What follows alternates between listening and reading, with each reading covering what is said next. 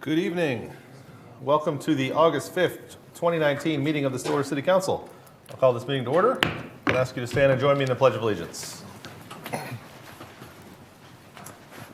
pledge allegiance to the flag of the United States of America and to the republic for which it stands, one nation, under God, indivisible, with liberty and justice for all.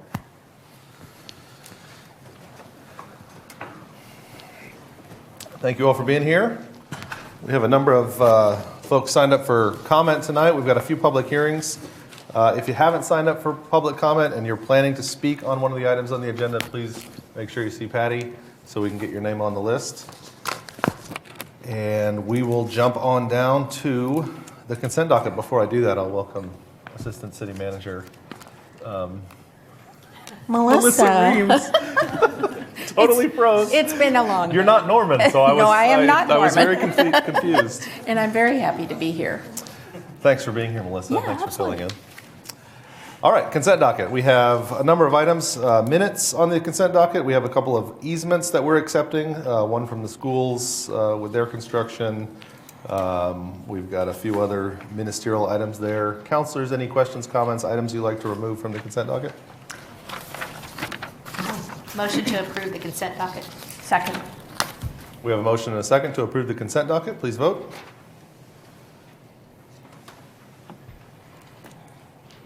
With a vote of 5-0, the consent docket is approved. All right.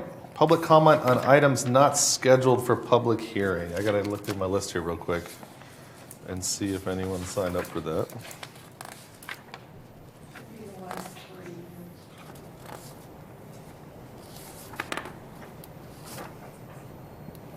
I guess the transportation one is not a public hearing, right? So we'll start with that. So we have 3 folks signed up to speak on transportation items, which are actually on our later on the agenda under general orders. And so we will take comment on those items, starting with Chris Peters.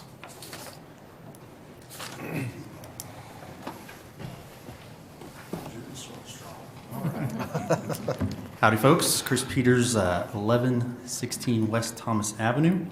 I'd like to discuss our commitments and priorities with our capital improvement plan that we are going to, or that you guys are going to discuss today. I'm going to start with the Sanger Road project. The plan as presented includes a $6.4 million project to raise and widen Sanger Road that starts possibly in 2020. While active transportation projects, including Safe Route to Schools, is estimated to cost $200,000 and begin in 2021. The costs and dates above clearly show our priorities. I'm asking city staff to reverse those priorities, prioritize active transportation projects before redesigning Sanger Road. So why? Why do that? If we get the Safe Routes to School project completed first, we'll have the chance to see if it lowers car congestion during peak drop-off and pickup times at the schools. If it measurably reduces traffic, then maybe Sanger Road, maybe just the flooding issue needs taken care of. Maybe it doesn't need to be a 4-lane.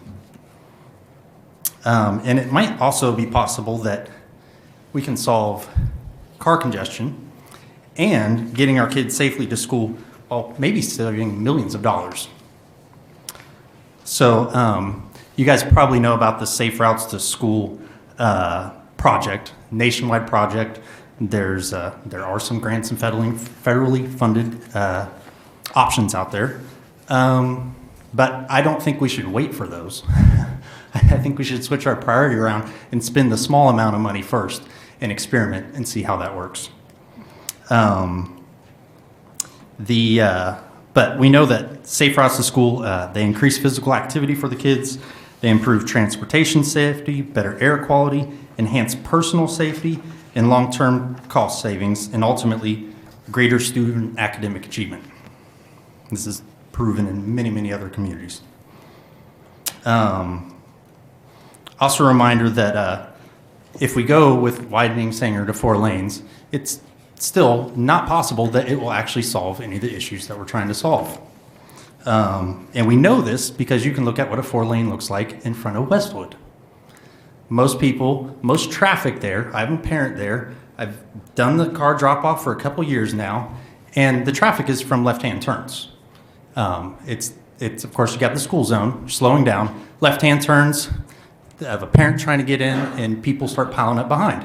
Then you get people whipping around unsafely in a school zone to get out of that. So a turn lane is definitely a solution. Back to Sanger, maybe a 3-lane with a turn lane solves that problem, where a 4-lane does not solve that problem. And then finally, if we prioritize this with our funding, it could also be possible in the money that we save that we could decide to also bump up the Kamioka Trail connection project. That will also allow to have a bicycle path to get to a new remodeled Strickland Park. So now our kids could get from many neighborhoods via a safe path that parents would have no problem taking their kids on. And so husband bike corridor is not going to be that. Thank you. Thank you, Chris. Roger Goose.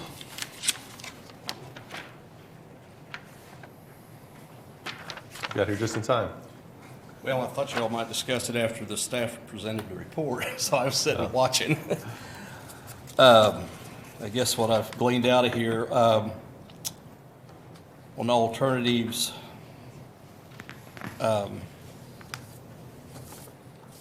alternative number 1, I still, a lot of this, I don't think there's been a lot of public input. You've had 1 or 2 meetings in here, if you want to call those public inputs.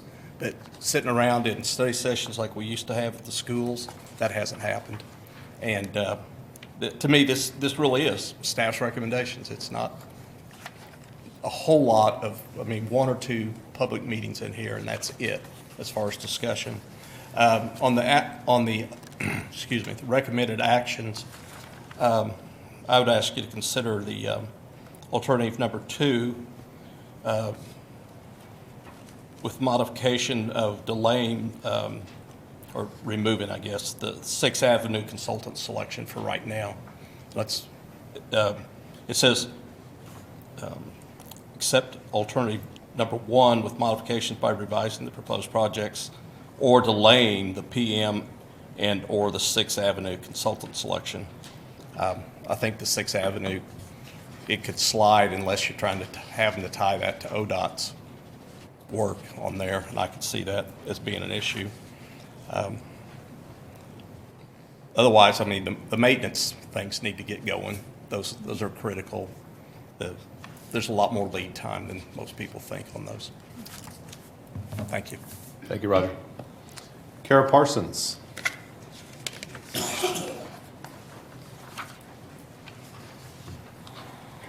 Hi. Kara Parsons, 1116 West Thomas Avenue. And I also want to talk about the Kamioka Trail for a second. I've kind of been following the active transportation items for some time now, and I just recently got into riding a bicycle myself. I often ride with my 8-year-old daughter, and watching her navigate the streets on her bike has really further emphasized the importance of the active transportation projects as just safety and enjoyment for our kids. In looking for safe and fun routes to take, I came across the Kamioka Trail, which I've heard about in my 15-ish years in Stillwater, but have never ridden until a few weeks ago. And we've really enjoyed riding that trail and kind of the different areas that we can explore. So I'm really excited to see it on the Transportation Capital Improvement project list. And I really hope that that project is given adequate design and funding so that it can be really useful for families, for anybody that's looking for a more continuous pathway to get to parks and amenities, and a safer, more alternative route. I would also love to see that completed or started before 2023, as I think it's slated. Just due to its relative budget with the other projects, I think that could be a possibility. Thank you. Thank you.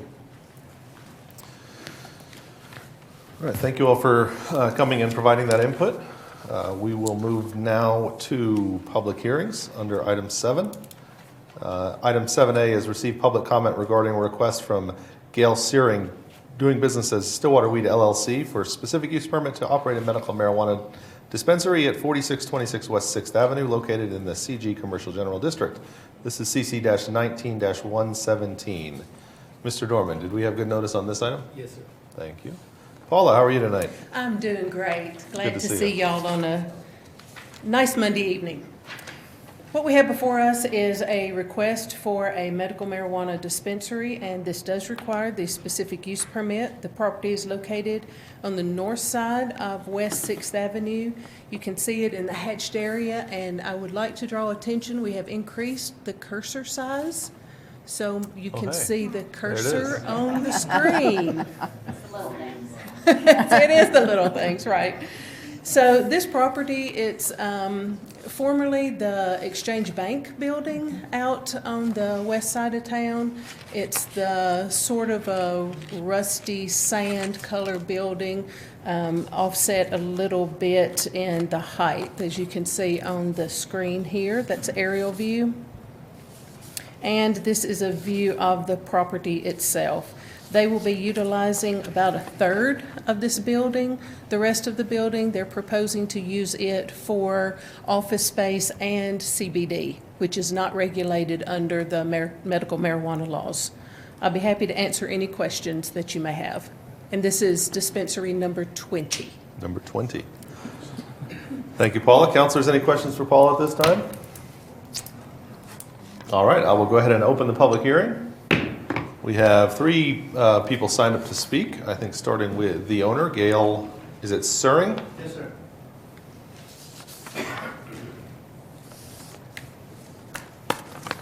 Hello. Good evening.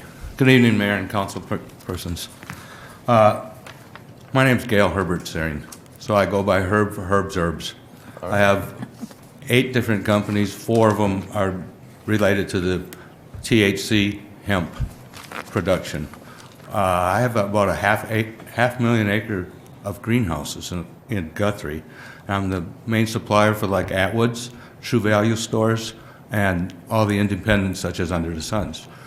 When this came to Oklahoma, I converted 10% of my operation over to it, and I expected my revenue to be about 3 times what my other part of the operation is. I did this because I'm a firm believer in CBD. I'm a user of it. I was an arthritis patient back 8 years ago at the Arthritis Foundation, and when they put me on Humira, I found CBD. And I believe in CBD and THC. My business is 127 years old. I'm the 3rd family to have owned it. My kids are in it with me. We're a reputable company. We picked Larry Towers' building because we fell in love with the building, and I'm a firm believer in location, location, location for retail. We're here. We think we can promote the area. We're going to bring a clean, respectable business to the area. We have a dispensary in Shawnee again. My partner's here with me, Gail Hudson. She'll be up next. And we think we bring a discreet, respectable business that people above the age of 50 frequent. We think about 80% of our business is above the age of 50. I'll stop there and just tell you that we plan on just cleaning up the area, and we do well on landscaping because we're in the plant business. Thank you. Thank you. All right, Gayla Hudson.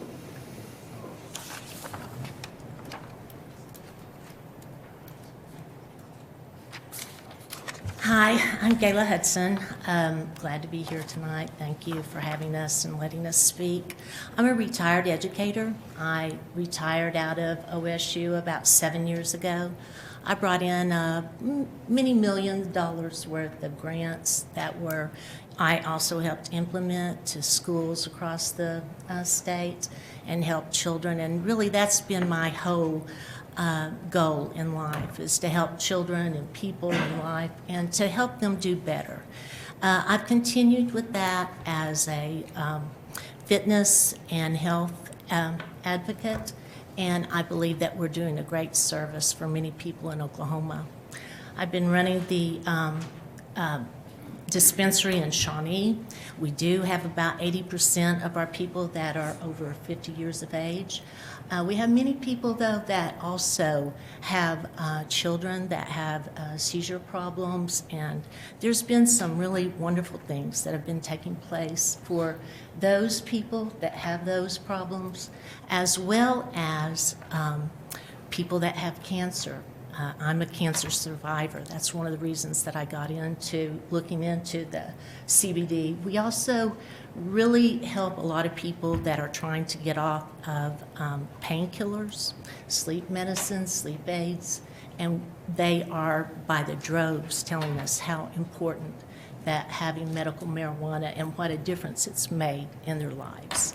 So again, we would love to bring a business that is reputable and that we can provide a community service.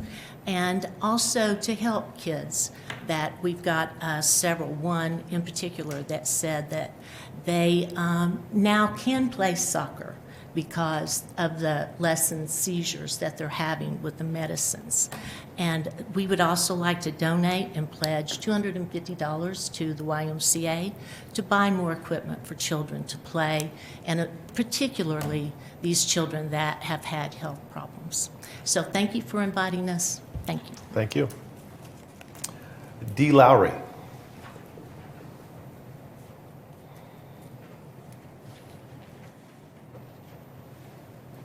Hi, my name's Dee Lowry, and I don't live in Stillwater. I actually live in Duncan, but I'm acquainted with them because we own Plum Loco, and it is a wholesale processing company.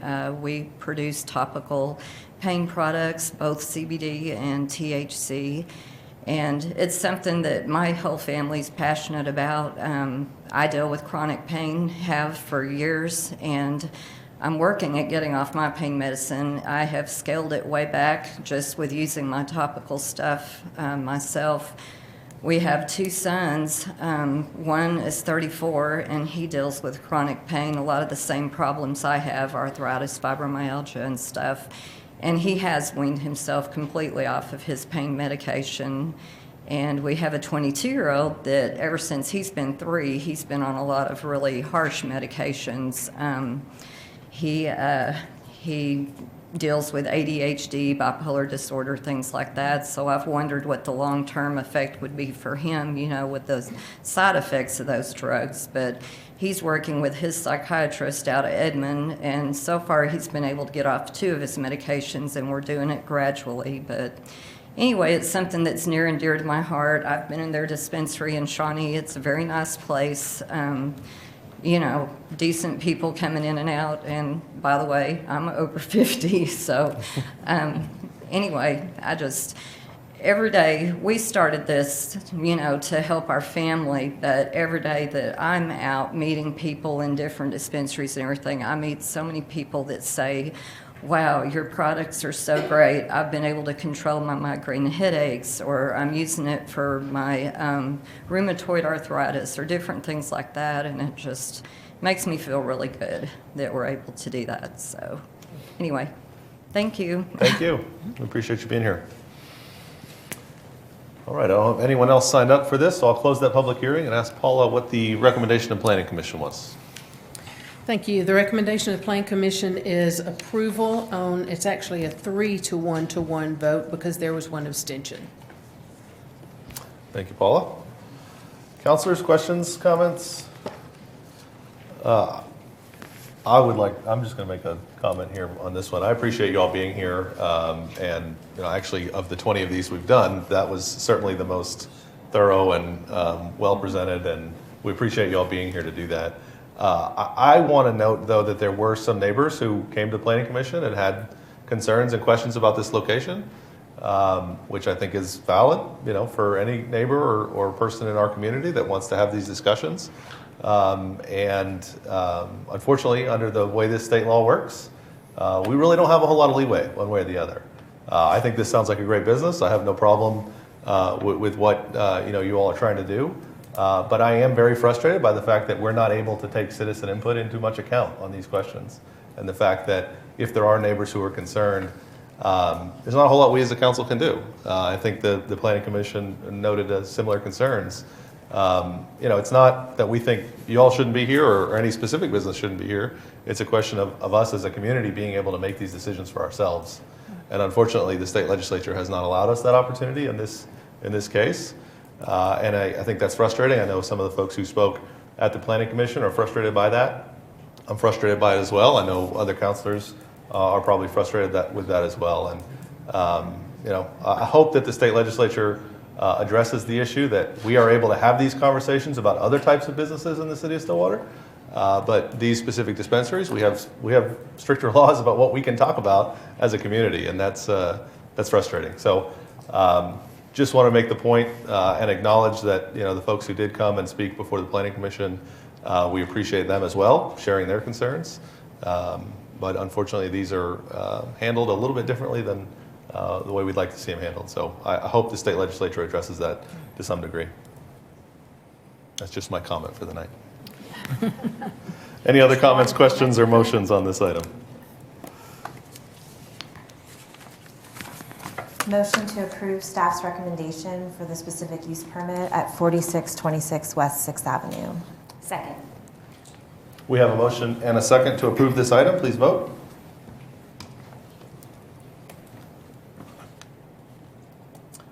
With a vote of 3-2, with Vice Mayor Darlington and Councilor Wedlake voting no, that item is approved.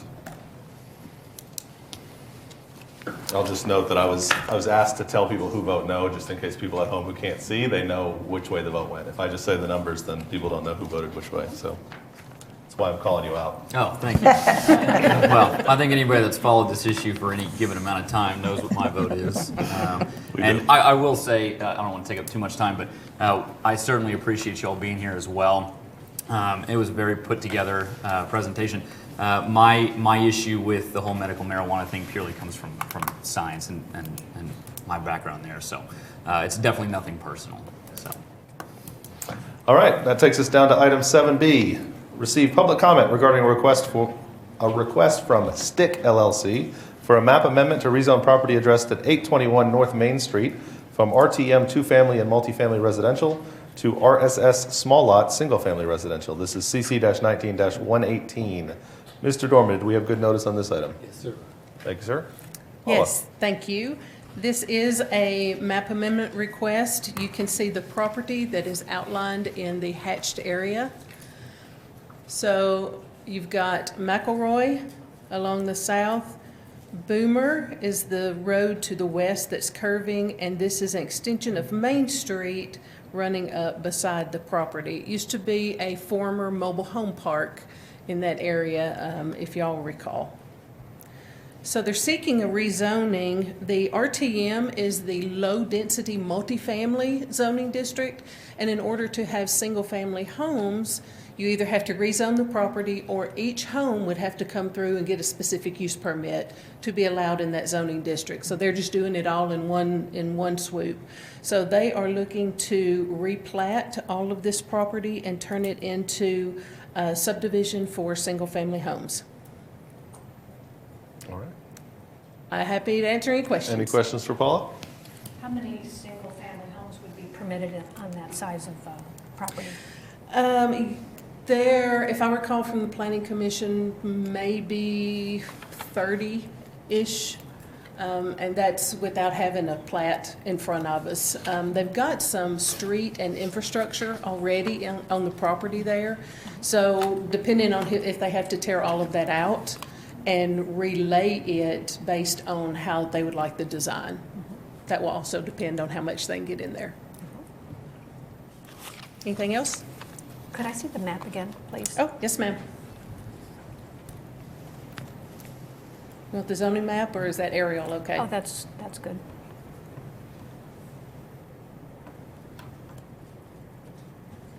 Thank you. Can you put up, which way is that looking? So let me go to the aerial. Along the south here, you see the apartments. Okay, yeah. So here are the apartments. So the apartments are to the south. So this will be Main Street. Yep. Along this edge up here, and you've got, I think it's Tyler across the north. McElroy will be south off of the picture here. So can you go back to the zoning map? I'm sorry. Is that in what would be the northwest corner? The part that's not in the property? Is that another small apartment building right there? This structure right Yeah. here, Looks like just a small apartment. yes, single it's family it's either an apartment or a large home Okay. at that location. And this here, the building immediately south of the apartments, that was brought before you maybe a month, 6 weeks ago for a medical marijuana dispensary. And we do have some views of the property. They've already started cleaning, and in this one you can see the apartment complex. And again, and then that's just a different view, already the street that I alluded to earlier, located on the property. All right, any further questions for Paula? I will open this public hearing. We have Kelly Harris signed up to speak, I think on behalf of the owner. Good evening, Kelly. Good evening. How are you? Good. I'm here representing the owners tonight. We are located at 923 South Lowry. So the owner recognizes that Stillwater has quite the supply of multifamily housing going on right now. So that's why he wanted to create more single-family homes. The rezoning, like Paula said, would allow us to do that by right instead of coming before you every time for an SUP. The property is already platted. It has 13 lots currently. Those range from about 70 foot wide to 130 foot in depth. That lot size is already smaller than allowed in that current zoning district, which is supposed to be 100 feet wide, where those were 70. So we would be looking more towards the 50, 55 foot wide lots. Due to the irregular shape of the lot, we will have some restrictions on how many lots we can get in there. We've done some preliminary layouts since this has gone out of Planning Commission, and we're looking, I don't think it would be more than 20 lots in there. So by rezoning this property, it would allow us to proceed with the preliminary plat, and then we would eventually replat those 13 lots into however many we can get in there. You have any other questions? Counselors? Thank you, Kelly. Thank you. All right, I'll close the public hearing and ask for the Planning Commission's recommendation. Yes, the Planning Commission does recommend approval on a 5-0 vote. Thank you, Paula. It's always good to see single-family homes. It's exciting. Any questions, comments, or motions on this item? Motion to accept the Planning Commission recommendation to rezone property at 821 North Main from RTM to the RSS zoning designation. Second. We have a motion and a second to approve this item. Please vote.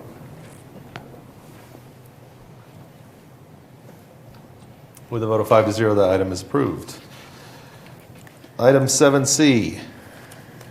Receive public comment regarding a request from Windle Family Trust and Perry Homes LLC for a specific use permit to allow construction of a single-family structure in the RTM district at 423 South Duncan Street, CC-19-116.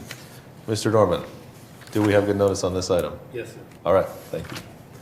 Paula? Yes, thank you. This is similar to what we just talked about. This is actually a single family coming in for the specific use permit in the low-density multifamily zoning district.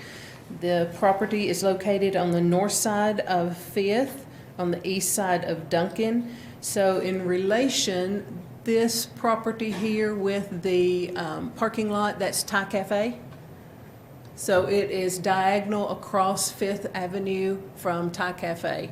It is proposed to have a 2-story single-family home and a 2-story duplex located on the same piece of property. Therefore, they are going to have this specific use permit. They provided the layout on the property, how everything will lie out on the property, and the elevation shots of the buildings that they are proposing there.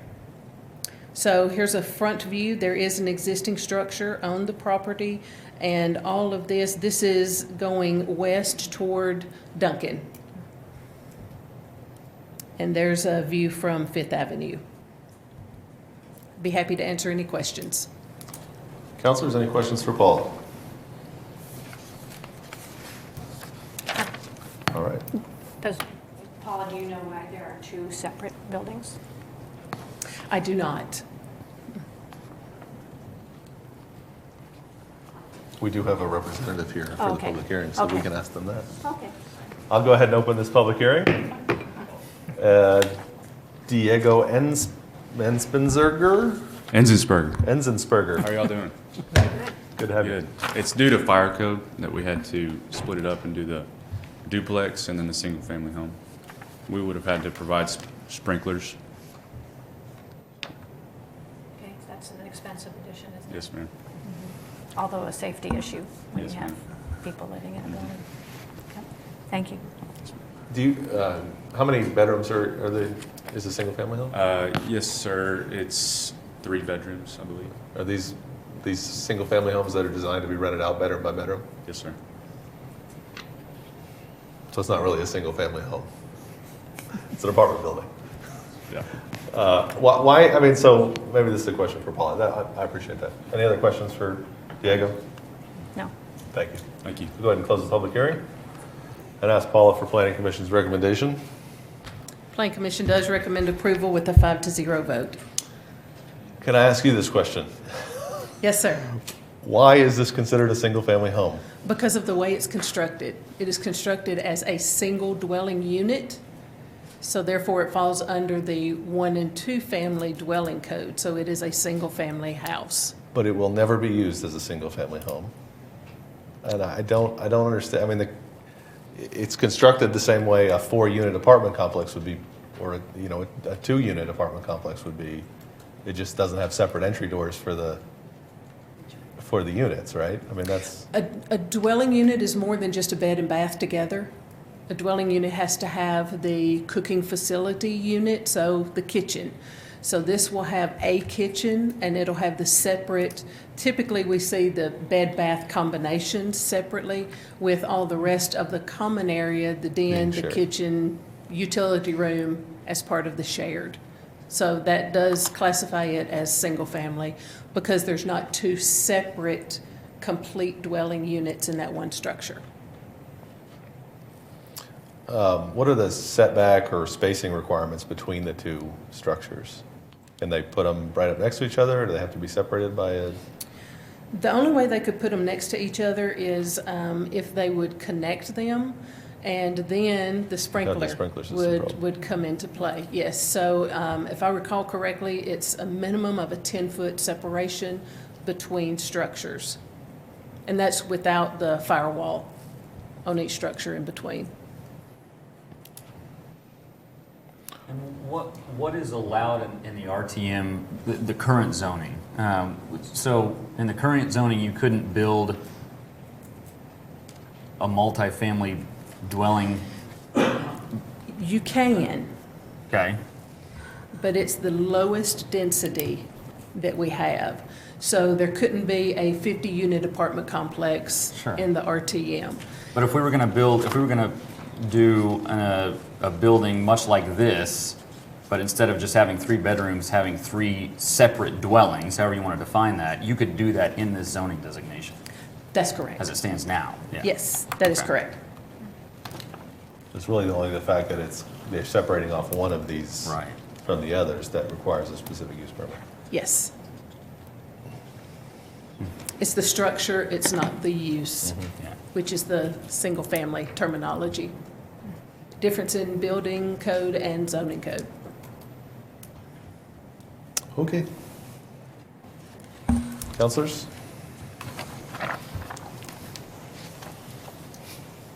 I will just make a point that I do appreciate the extra cost of sprinkling a building.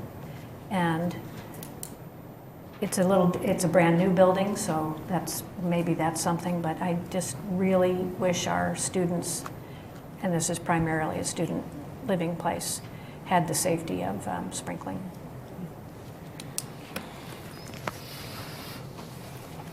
Probably especially students. Yes. I remember my college days.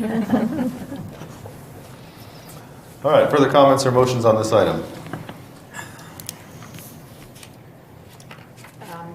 Motion to accept the Planning Commission's recommendation. Second.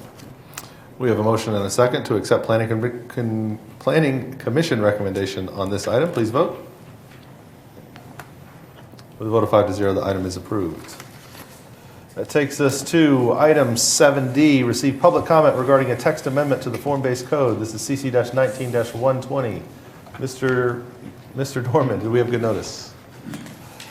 Paula.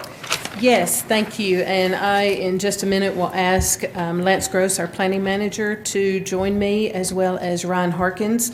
Ryan has been with us 3 months as our senior planner, so this will be an introduction of Ryan to the council. Y'all recall that since the form-based code has been adopted, there have been some changes that we have implemented into the code and that y'all have approved. Some of them are triggers as to what all required in the public realm. And recently, a moratorium on the public realm requirements was placed on all properties within the form-based code, except for everything back of curb to the building. So if there was not a sidewalk along the property, then they had to put a sidewalk in, and the landscaping was a part of that also. So it still had some of the public realm requirements that are typical throughout the development code anyway, whether you're form-based or the typical Euclidean zoning. So as part of the moratorium, staff regrouped and met with a number of interested parties, and Lance and Ryan can walk you through whom all they met with and the number of conversations that they had and the input for a new form-based code that we have that is much more simplified. As I was informed today, it is user-friendly. And I appreciated that terminology because that's one of the primary objectives that we had. And y'all had heard it, Planning Commission had heard it, and staff had continually heard that it was good, the form-based code was good, wanted to use it because it was proper and appropriate for the area it applied to. However, it was a little vague. It really didn't tell you what, or tell the developer what they were specifically expected to do and their responsibilities. So that's where we're cleaning it up and bringing it before you. It is rather short if you compared it to what we have currently on the books. So I'll ask Ron and Lance to come up here, and they can elaborate on what this code represents. It's great to be here, and you're probably wondering why the update. Well, the code was actually developed in 2015, and like any great code, it needs to be updated. Any code will require that eventually. And what we did, we basically met with the Planning Commission, had a study session with them, and talked about the different issues and different things that needed to be addressed and adjusted. We met with building groups and also with developers, two in particular, Stephen Gose and Kelly Harris. We sat down and talked with them, and we asked them, basically, what is the issue that you guys see primarily? And they mentioned the fact that dealing with the public realm was the most difficult portion. They said it's vague. It's difficult to read and understand. When they would have a client come in and they would try to figure out exactly what was needed for the public realm section, it was difficult to determine. And when you're talking with clients, you're really trying to concentrate on budgets. So it was difficult. And let's see, a classic example would be like if, like when the YMCA came in and did an expansion to their parking area. The form-based code requires them to make improvements to the street. And those improvement costs were in excess of what it would have cost to do the parking area. So we basically have broken it down into 3 sections, the new updated form-based code. There will be a private sector, which is basically what the ordinance is set up to do right now. A public realm, which will be something that we'll do as a separate document. And then we'll develop financial tools as well. The intent of the update is to basically simplify. We want to try to make it as simple as possible for people to come in and redevelop. Another case in point, we had an individual come to our office last week who had planned a project in 2017. And after he got into it and really determined what was needed for the public realm portion, he determined, it's complex, it's difficult to understand, and it could be, relatively expensive to implement. So he dropped it back then. But he heard recently that, we're in the process of trying to simplify it. And he came back to us, and he's very interested in starting that one back up. So that's a real incentive to try to get development in the area. We want to try to encourage new development.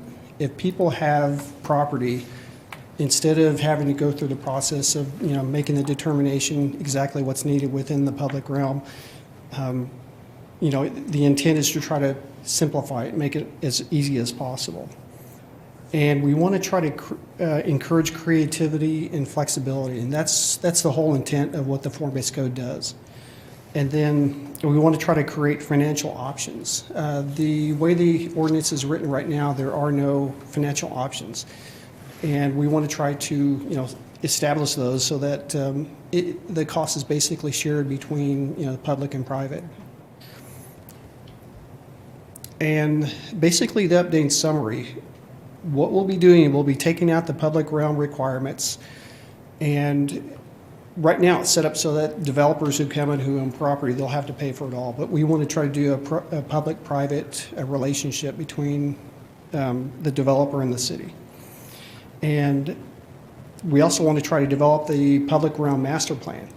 And we've actually spoken with Oklahoma State, and there's a couple of design studios, programs there that are interested in participating in this and working with us to develop this, over the next 6 or 8 months. And we also want to try to get as much input from citizens as possible. We want to try to get input from people who work in the area, who own property in the area, and try to have a comprehensive approach to the public realm.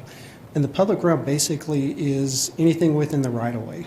It's the streetscape, the sidewalk, the street furniture, the trees. We'll have the master plan will include all of that, and it'll include very detailed information. And we want to develop the funding mechanism for this as well, and we want to try to get a multi-dimensional approach. We've got to have more than just one funding source to be able to be successful with this. And the funding will basically go towards capital improvement projects. It'll also go through like district events for the area and also for maintenance. And to finish up the summary, like I mentioned previously, we really want to try to do a public-private partnership. It really gives the property owners a sense of ownership. And the public realm will be retained and enhanced within the ordinance the way it is right now. Mixed use, we will be requiring mixed use in apartment buildings. The first floor will be residential, I'm sorry, not residential, it'll be commercial or office. And the TIF funding will help to augment the property owner's responsibilities. We just don't want to put the burden completely on the property owners. And with that, I'll turn it over to our new senior planner, Ryan. So you heard Lance mention the idea, essentially, of trying to make this more ways to get to yes, a simplified process. So some of the things that were included was trying to create multiple alternatives to achieve compliance in the form-based code. For example, looking at the facade design, the current form-based code has that set step back, if you will, once you get above the 5th floor. In other words, once you get to the 5th floor, you have to step the building back from the front elevation. So one of the things we've looked at is trying to replace that with, as you see in the text, vertical recessed areas. And there's some pictures there that give examples. So essentially what you would see from the street as you walk by was varying degrees of facade definition. and it can be done in varying scales, as you can see from the 3 examples. And the idea is that we can add visual interest to the street wall, we can keep the pedestrian scale, but we can also add different layers of architectural details, if you will, and using materials and other design elements. Some of the other items that we looked at in this process was taking the maximum height from 10 stories or 100 feet down to 65 feet or 5 stories. That was something that we heard through the public input process. One of the other things that we took into account was the desire to prohibit the idea of a standalone apartment building in the form-based code area. So the code now talks, as it's proposed, talks to the idea of putting retail on that first floor. And that was something we heard from multiple sources through the public input process. And there's a lot of examples, and I know Paula and Lance have shared with me that that's been brought to public discussions in the past. The other thing we included as an additional item was, again, as Lance iterated, multiple finance options, assessment districts, TIF funds, the BID playing a role in this as well. Again, this is about multiple ways to get to yes and create development opportunity, utilizing a myriad of funding sources in order to maximize the resources available. With that, any questions we can answer for you? Councilors, questions at this time for the team? Yes, have a couple questions. Okay. Comments. I really like the 2 recommendations of the Planning Commission, dropping the height to 65 feet and prohibiting standalone buildings. I've been pretty vocal about having the bottom floor story be something besides a blank wall. And you said retail or office. Office. Yeah, correct. It's the idea of creating that mixed-use opportunity on that ground floor level. When you look at the area you're talking about and your intent with the corridor plan, it was to create more activity and more opportunity. And this interest, helps do that. just interest and attractiveness when you're walking Exactly. around. Yeah. The pictures are nice. The shortness of the presentation is really does seem to be more user-friendly. Actually, other than those additions, this doesn't actually seem like much different than having the moratorium on the public realm, because nothing else is developed. And if I were to approve this, I would have to know how and when the public realm master plan is going to be done, who's going to do it, and when it will be done, as well as the financing. I mean, since 2015, we've been struggling with this financing thing, and it just feels like putting it off again. We're going to try to have a myriad of financing options. We can't try anymore. We have to have them sooner than later. I mean, it's been since 2015. I know as a team that's something we've talked about, that as we bring these text amendments for the private realm to you, we want to begin after this, not only taking this through the ordinance format and taking it to the city attorney for that process, but beginning the process of working on, for example, the BID with that area and enlisting discussions with the property owners and actually beginning that process while looking at developing the streetscape master plan for that public realm. Lance mentioned working with some studio classes. Well, that's one of the options we've talked about. If we can't do that, then we will try and either do it in-house amongst staff or begin to try and pull in some other resources as we're able to over the next 6 to 8 months to get that done. I think I'm concerned about the tentativeness of try. Do I have permission to answer? Or do you want to take this? Thank you. Tag, you're it. It is our objective to give a whole complete package.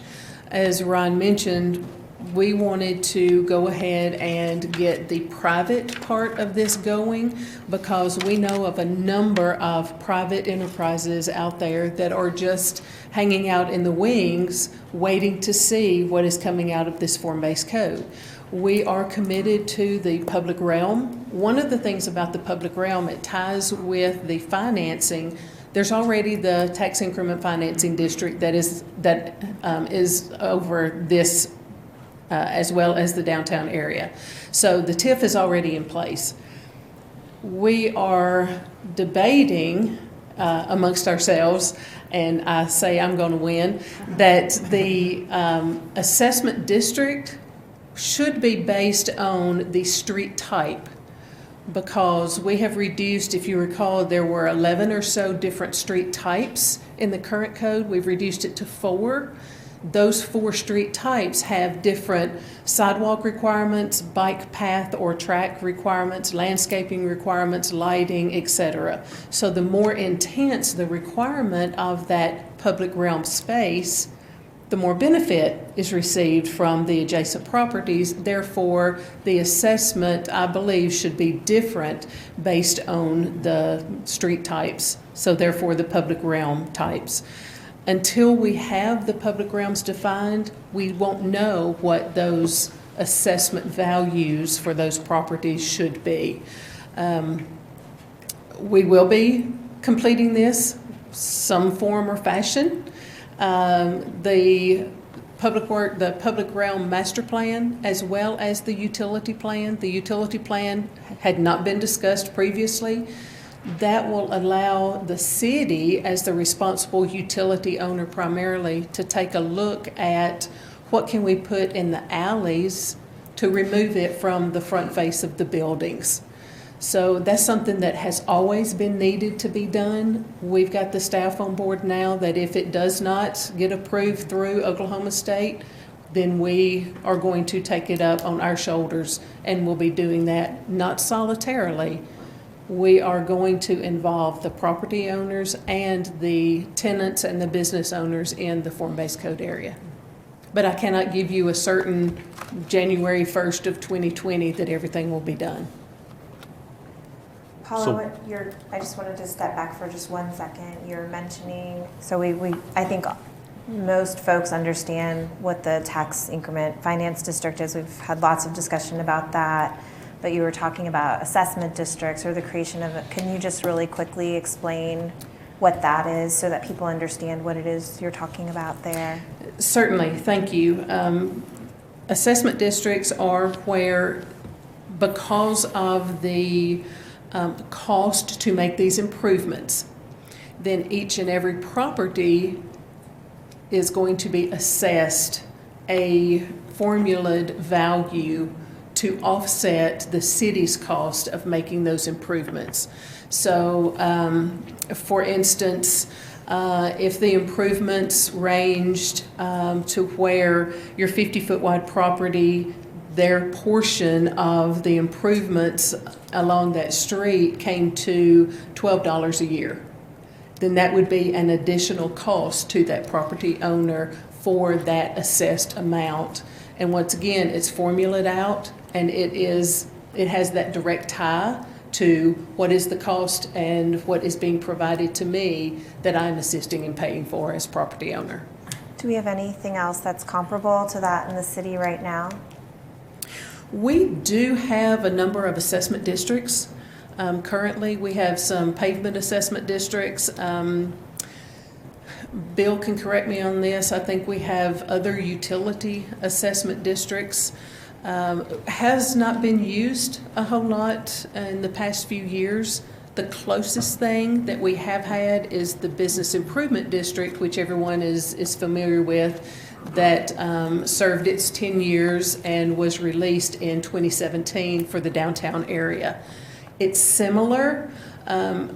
In this case, the bid was different because the property owners within it, yes, they paid a assessment, but it went to very, very, very specific things, not necessarily infrastructure.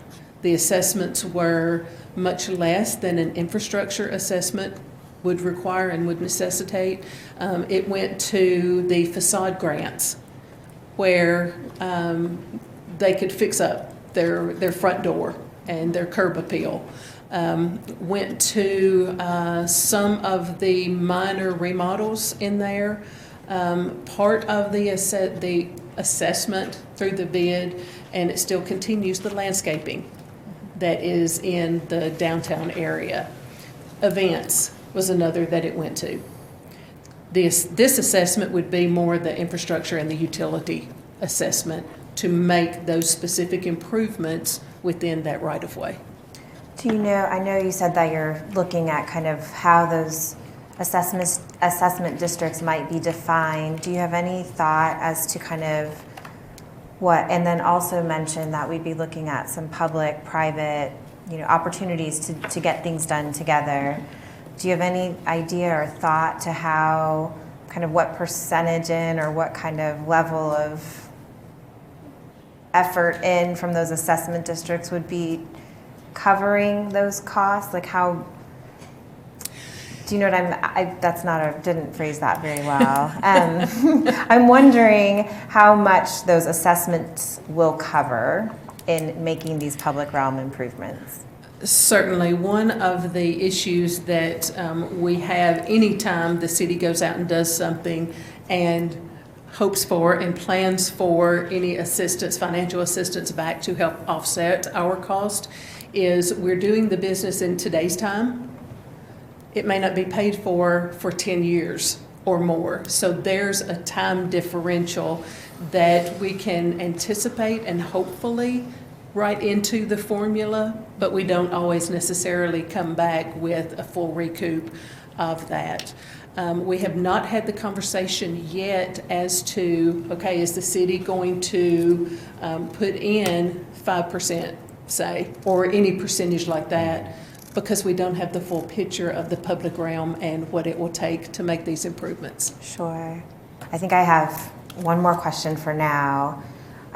I think one of my concerns right now is very similar to Vice Mayor Darlington in that it seems like without the master plan for the public realm, that anything that comes through currently would be the same as the moratorium that we've kind of had recently. So it would kind of, until we have that done, there's really no structure for those projects to be assessed in any sort of assessment district. I suppose they would have the opportunity to apply for TIF funding potentially. I'm just wondering if it's wise to do this without that backstop of the plan in place to know how we're going to make things happen. I completely understand how challenging it is for the private sector to come in to these infill properties. I get it. It's very hard. And I understand also that the form-based code presents its own set of challenges to those areas.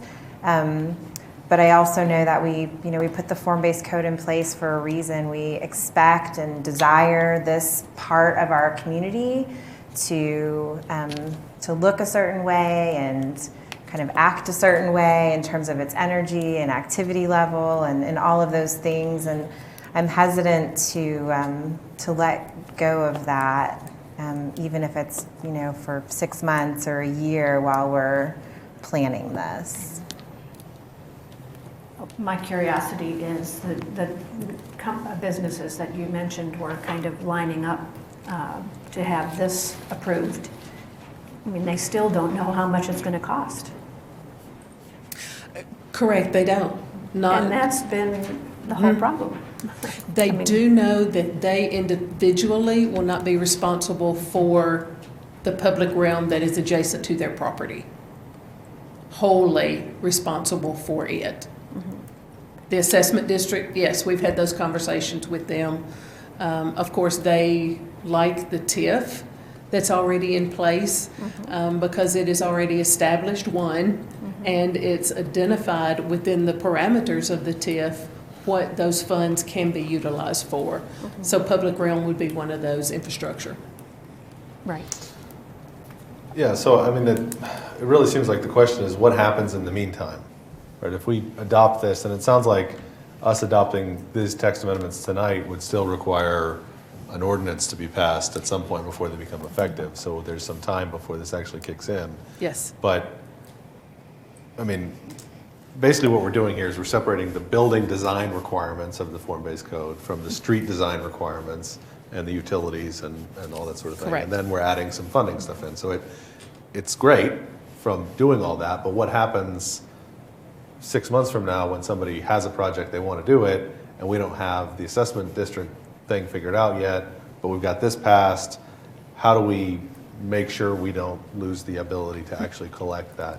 Because the assessment, if we go the assessment district route, we've still got to get those passed, right? We've got to, and that Yes. requires the property owners to actually consent, right? So if they don't, we don't have a hook necessarily to get any contribution. So what can we put in place that ensures that doesn't happen, I guess is the question. So in breaking down the current form-based code like that, if the council wants to take that this only replaces the private realm part of the existing code and the public realm part is still out there and is still applicable, then that would take care of that. It still lends itself to what is a developer responsible for. As we have been handling that, the developer is responsible for everything from the right-of-way line to the center of the right-of-way along their property frontage. And that gives a piecemeal, as y'all are more than aware, it gives a piecemeal effect. And sometimes it really cannot be tied in correctly and properly to what's existing there. So that's one option, is to just denote this as the private realm requirements changing only, the public realm remains until the rest of this package is complete. The other thing, and we have discussed this with the builders and developers and their design engineers, is if this were passed as a package along coming the public realm requirements and the financing mechanisms, in the interim, the developers would be responsible for everything that the current land development code requires. So similar to what we have now with the moratorium in place from the back of curb to the front of their building. So, or right of way, whichever the case may be. So again, sidewalk, landscaping within that area. It would be the minimums. It would not be the additional parking, center of the street like we have now, the street lighting, a lot of the more pedestrian amenities that are currently written into the public realm component of the current code. Okay. Go Or, ahead. I was just going to say, or you can table this and we can bring back a full entire package of the public realm with the specific financing options for those 4 street types. What will be the time frame on that? $64,000 question. Yes, less than 9 months. Until, And I don't feel darts at my back. They just no darts. you mean less than 9 months to have a plan worked out or to have everything in place that's actually collecting money? To have everything brought through and approved by the council, hoping that without any major protest to the assessment district, that would be in place also. I think that's a concern I have, though, that the assessment districts might be challenging. They'll require some time with our community to help them understand, our landowners, developers, for them to understand kind of what it is we're working towards there. I know we've talked previously, the streets are hard. It doesn't really make a lot of sense to do them, a frontage at a time. You really do, I think, realistically, from a feasibility perspective, you need to kind of amass a pile of money so that you can do a whole block or a whole, section at a time. That is the most effective way to do that. this is probably the only way to do that. I just hate to lose the sidewalk and the parking, and some of the street, like all those pedestrian factors that really go into building this part of our community the way we've said we want to do it. We are losing that if we give that up right now.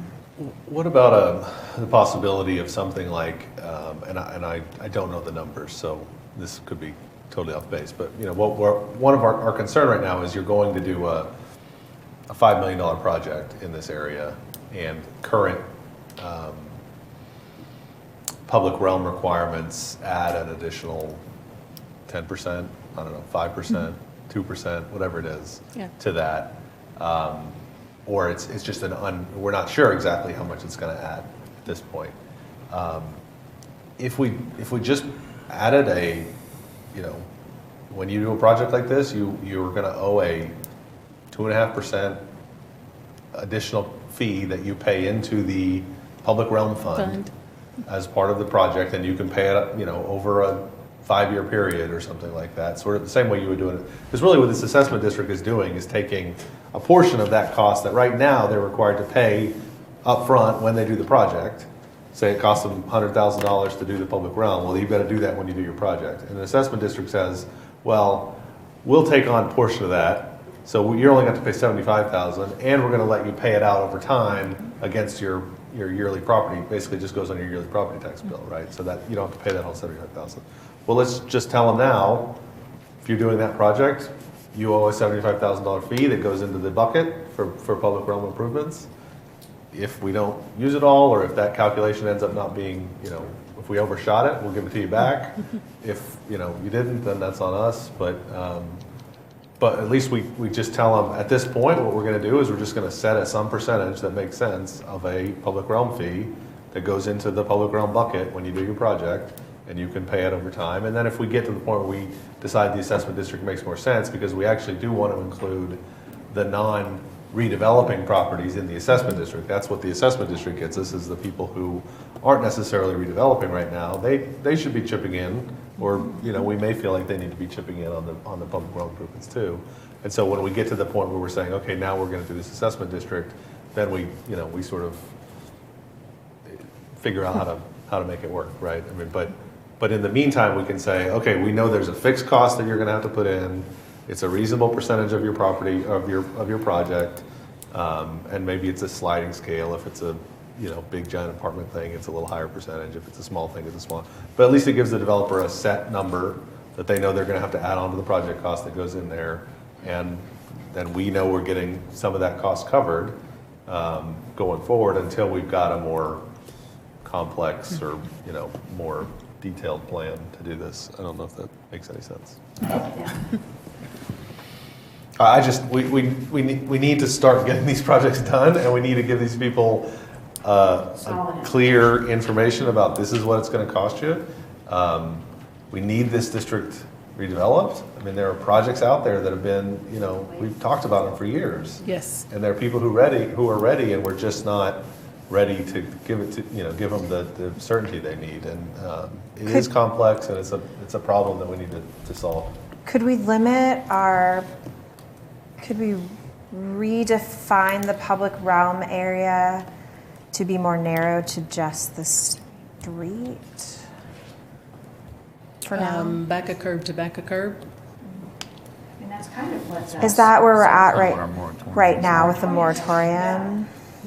Is there a problem with continuing that definition that would allow the other improvements that we felt were important when we were talking about the moratorium? Really at the end of the day, we have funding mechanisms in place with the TIF for them if the landscaping, if the side, if that part of the public realm, not the street, it doesn't make sense to do the street without the rest of the street happening. Right. But it certainly makes sense, the rest of the public realm, which would be, if it's curb to curb for street, the public realm would be what?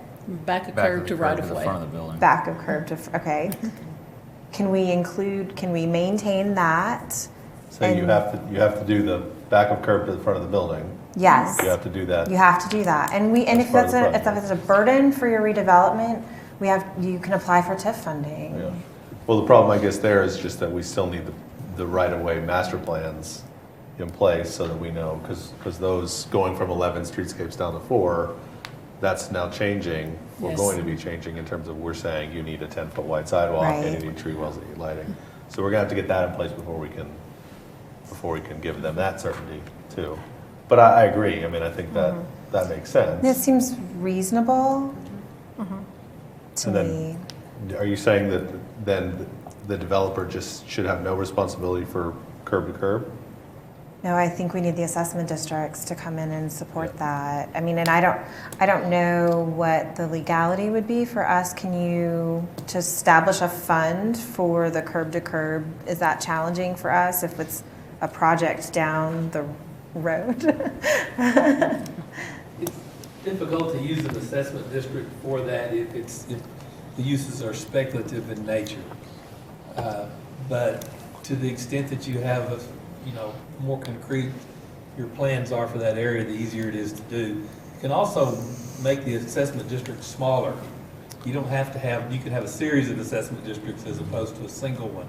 So that might make it more feasible in the short term to use that as a financing mechanism. Well, as far as the speculative thing, so in this plan, basically what we're looking at is developing a fund for the street, right? So, I mean, can you say that? Can you say this fund is going to be for the redevelopment of this street in this assessment district at some future time? I don't know how you define speculative in legalese, so. Well, normally assessment districts are used, you need property that is benefited by public improvement, can be subject to a special assessment.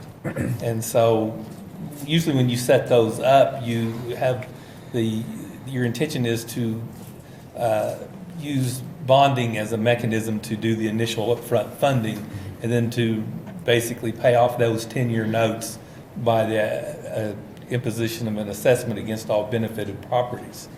And so, to the extent that you know that that this area needs to redevelop now, you could go ahead and do that. And so, it's less speculative. But I don't know if you could just create an assessment district just simply to establish a fund for a future, use. That's something I probably need to research. Yeah. That was what I was worried Well, about. the bonding would be great with the assumption that businesses never fail. But, I mean, as soon as you put a bunch of businesses in, there's no telling if they're going to be there in 2 years, 5 years, or whatever. So your funding mechanism falls off at that point. Well, the assessment's still in place. The The assessment stays on the land. Still stay on the land. Right, but if there's no business there, I guess that's who's paying yeah, it? that's Right, true. and the trick is collecting it. That's always been the problem, because if the company was to go into receivership or bankruptcy, then it might be difficult to get that, although those liens are priority items, so before anybody gets paid, those get paid. Yeah. So let me see if I can muddy the waters. It's not your turn yet, Monty. I would caution against having a developer pay into a fund that we would eventually spend the money out of to do a street, because we don't know how long that would be. And more than likely, there would not be enough money to pay that developer's share. So that would fall back on us. Assessment districts are something we did a lot of previously. I'm comfortable with assessment districts. Understand that the property owner has the option to pay their assessment up front and not pay it out over 10 years and not pay the interest. It's the contractor who takes the bonds, and then therefore the contractor has the risk of default, not the city. Now that also means the contractor may put a little more money in his bid price because he has that risk and he has to take the money over a longer period of time. And depending upon the bond market, it can be very lucrative for the contractor to have those bonds or not. So, that's another factor into it. It's just my personal opinion. I think assessment districts are the most equitable way to accomplish the paving. The other thing I would caution is it's always a difficult thing, but particularly on large-scale developments, there will be a lot of damage to the street. And so then to say, well, we'll take care of it sometime in the future, that's partly what happened with Fourth and on Hester, was the reason we went ahead and stepped in now and took the pavement management dollars with the idea that in the future we'll recoup those. But because, what was left was going to be in such a bad shape, it didn't make any sense. So with that, I'll not muddy it any further. All right, so based on all this, I think, here's a proposal. I think we table this, or we can pass it and wait and table and just not vote on the ordinance. We can say move forward with this amendment. Because this is only the public hearing tonight. Yeah. And say, let's get the master plans, the transportation, or what do we call them? The public realm master plans in place, and then go with, curb to right of way is gonna be in there, is gonna be developer responsibility moving forward, and then say paving the streets, we're gonna deal with bid money or assessment money or TIF money, as the projects come online. But if we have the curb to front to right-of-way line defined, and in these the developers understand that that's definitely going to be their responsibility at project time, and then the assessment districts or whatever we use to pave the streets, we figure out once we've got once we know where these projects are happening and where we need to do those And first. what they look like. Because those are kind of, like you said, we can just do a block at a time, right? And just do an assessment district for that block and say, okay, we're going to come do your street. We're going to do it, this year. Here's what it's going to cost. We're going to give you 75% of it or 50% of it or whatever we're going to do, and get the, basically negotiate to get the assessment district set up, and then move forward with each as we can. But at least we know we've got the sidewalks, the lighting, all that stuff done as part of the project. I think it's, as much as I want the streets to be complete as well, I think it's those aspects of the development that will really make the most difference as we travel through those areas. And I would just hate to see us give that up. I think it's really important. People don't seem to be that concerned with the streets anyway, right? Yeah, no, not at all. That was a joke. That's when Monty will be back. Paula, I would just ask you one last question really quick. Well, I think that's a great, I agree with that proposal, but is there anything else, or I would ask you to consider, staff to consider, is there anything else in terms of hurdles or further refining our definitions, or just as we look at that proposal, what exactly needs to happen to get folks that are considering redeveloping in this area, to the point faster? So is there, do we need to define that area better? Do they need to have a map of that area? Do they need to have another set of pictures of that area? I mean, just whatever it is that we need to do. And very definitely, implementation in terms of financing is just so very important. It's really, really hard to make these go without that. So I know that will be a focus as we move forward, but if folks are confused about that area that we're kind of limiting as our public realm right now, let's get that worked out and figured out.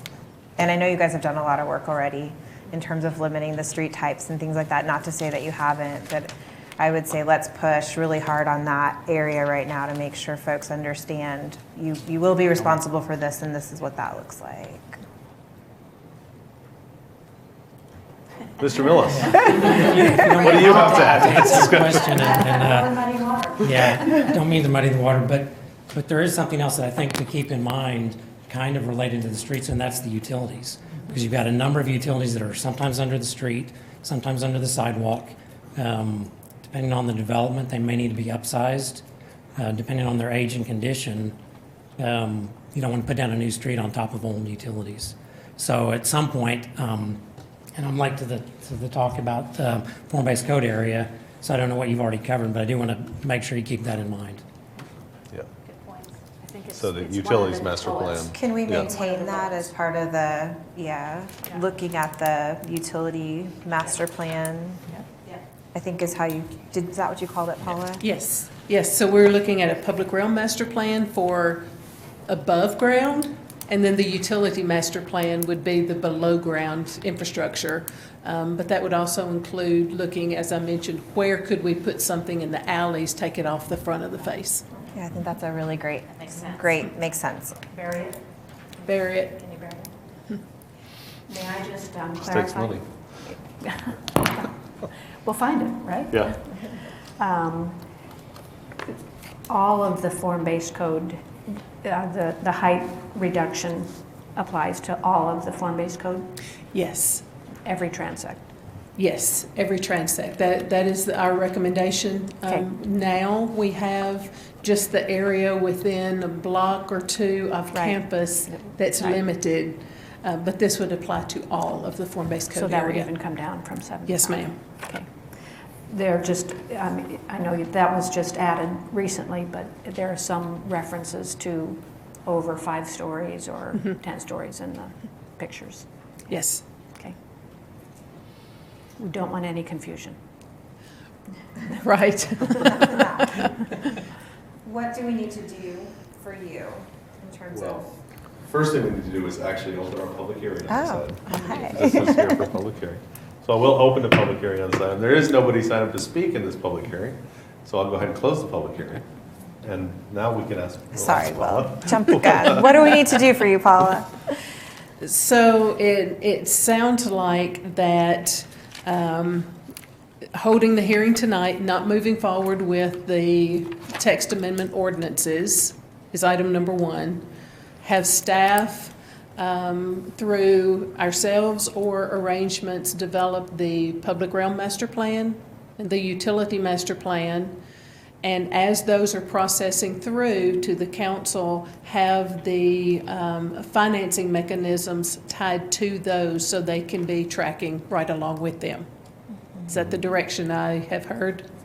Okay.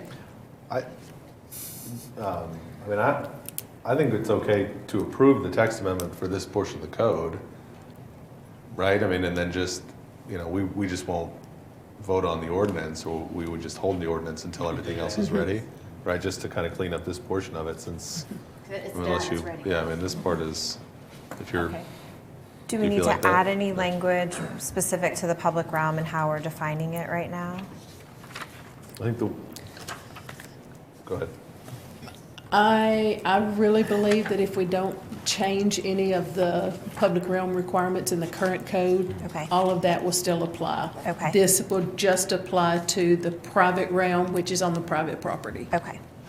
The moratorium that's in place currently just continues as is right now. Actually, it has expired. Moratorium has expired. Yes, yes. So everything now goes back to the developers responsible for the half street along their frontage currently. Right, so I guess that's my Oh, question. see, I was under Do the we want to impression- change yeah, I was that under the impression the now moratorium in was the still in place. interim No. until? It expired in July. So so I would be a proponent for adding that back on in some way, shape, or form, or adding language that clearly defines, like Councilor Jalowski said, what the public realm improvements are. We could just. That the continue. developer is responsible for. We just You're right. Yes. Okay. reinstitute the moratorium. Reinstitute the until this is moratorium. finished. Yes. Sure. Yeah. Okay. Right, that's So what I we was need to trying do that on a separate agenda item. Bring that back to you on Yeah. the 19th, if that's okay. Yep. So, but otherwise, I think we can accept the planning commission recommendation on this, authorize the city manager to prepare a public realm master plan and direct the formation of specific financing goals as proposed in the report, and then just with the understanding that we're not going to pass an ordinance actually changing this language until the rest of that stuff is done. So may I clarify? Yes, ma'am. Because the reduction in the height of the buildings came after the planning commission had already voted on their recommendation to you. So if you would like to include that with this, if you would like to include the no standalone apartment buildings, that they have to be in a mixed-use building where there's a non-apartment use on, or non-residential use on the first floor, include that also. Okay, so just making sure, because Planning Commission's recommendation did not include any of those pieces. Okay, so, Bring it back to planning. no, but I mean, that does sort of raise the issue of if we want to adopt that text amendment to the private realm portions of the form-based code area, but we're not actually implementing it until the rest of this stuff is in place, do we really want to implement that now so we don't have someone come in and build a standalone apartment building 2 months, 10 stories high. 10 stories high, where we've already said we don't want that to happen? So it sounded, Paula, you proposed earlier that we could actually go ahead and form an ordinance that changes the private realm portion of this, keeps the public realm portion the way it is, when then we re-up the moratorium on this curb-to-curb piece, so we end up with revised private realm requirements, the same public realm requirements, and a moratorium on the curb-to-curb public realm requirements. Yes. Requirements. Do all that. Got it. Is that a motion? If I can move from the chair, I will move that we accept the planning commission recommendation with the identified changes regarding height requirements, standalone apartment buildings, that we authorize the city manager to prepare a public realm master plan and a utility master plan and direct the formation of specific financing tools. That's my motion. Is that your second? I'll second. Okay. So there is now a motion and a second. Please vote.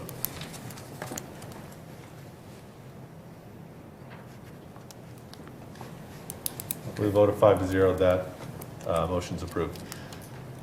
And then we'll have the moratorium come up on a I'll bring the agenda next. moratorium back and then the ordinance on the private realm provisions that you just approved. Okay. Thank y'all very much. Thanks, I know Paul. this is a little tedious getting through, but we are headed in the right direction. We're getting so there. Appreciate it. Thank you guys for your work. Yes. Okay, general orders. 8A, approve the purchase of 8 new patrol vehicles for the police department at a total cost of $201,522 from John Vance Auto. Chief Watts. How are you, sir? Good, how are you? Good. Mine won't be nearly as complicated as what you guys just worked through. Oh, we can complicate anything. Don't worry. Okay, well, we'll have to work on this one. So for the fiscal year 20 budget, we were authorized $410,000 to buy 8 new patrol units, paid for them to be outfitted and all the equipment that goes in them. What we're asking for right now is $201,522 to go ahead and buy 8 of the cars, and then we'll come back to the council at a later date once we've identified a vendor and the cost of all of the equipment and installation. Okay. Counselors, any questions? Sounds good. Is there a motion? Motion to approve the purchase of 8 new patrol vehicles for the police department at a total cost of $201,522 from John Vance Auto. Second. We have a motion and a second to approve the purchase. Please vote.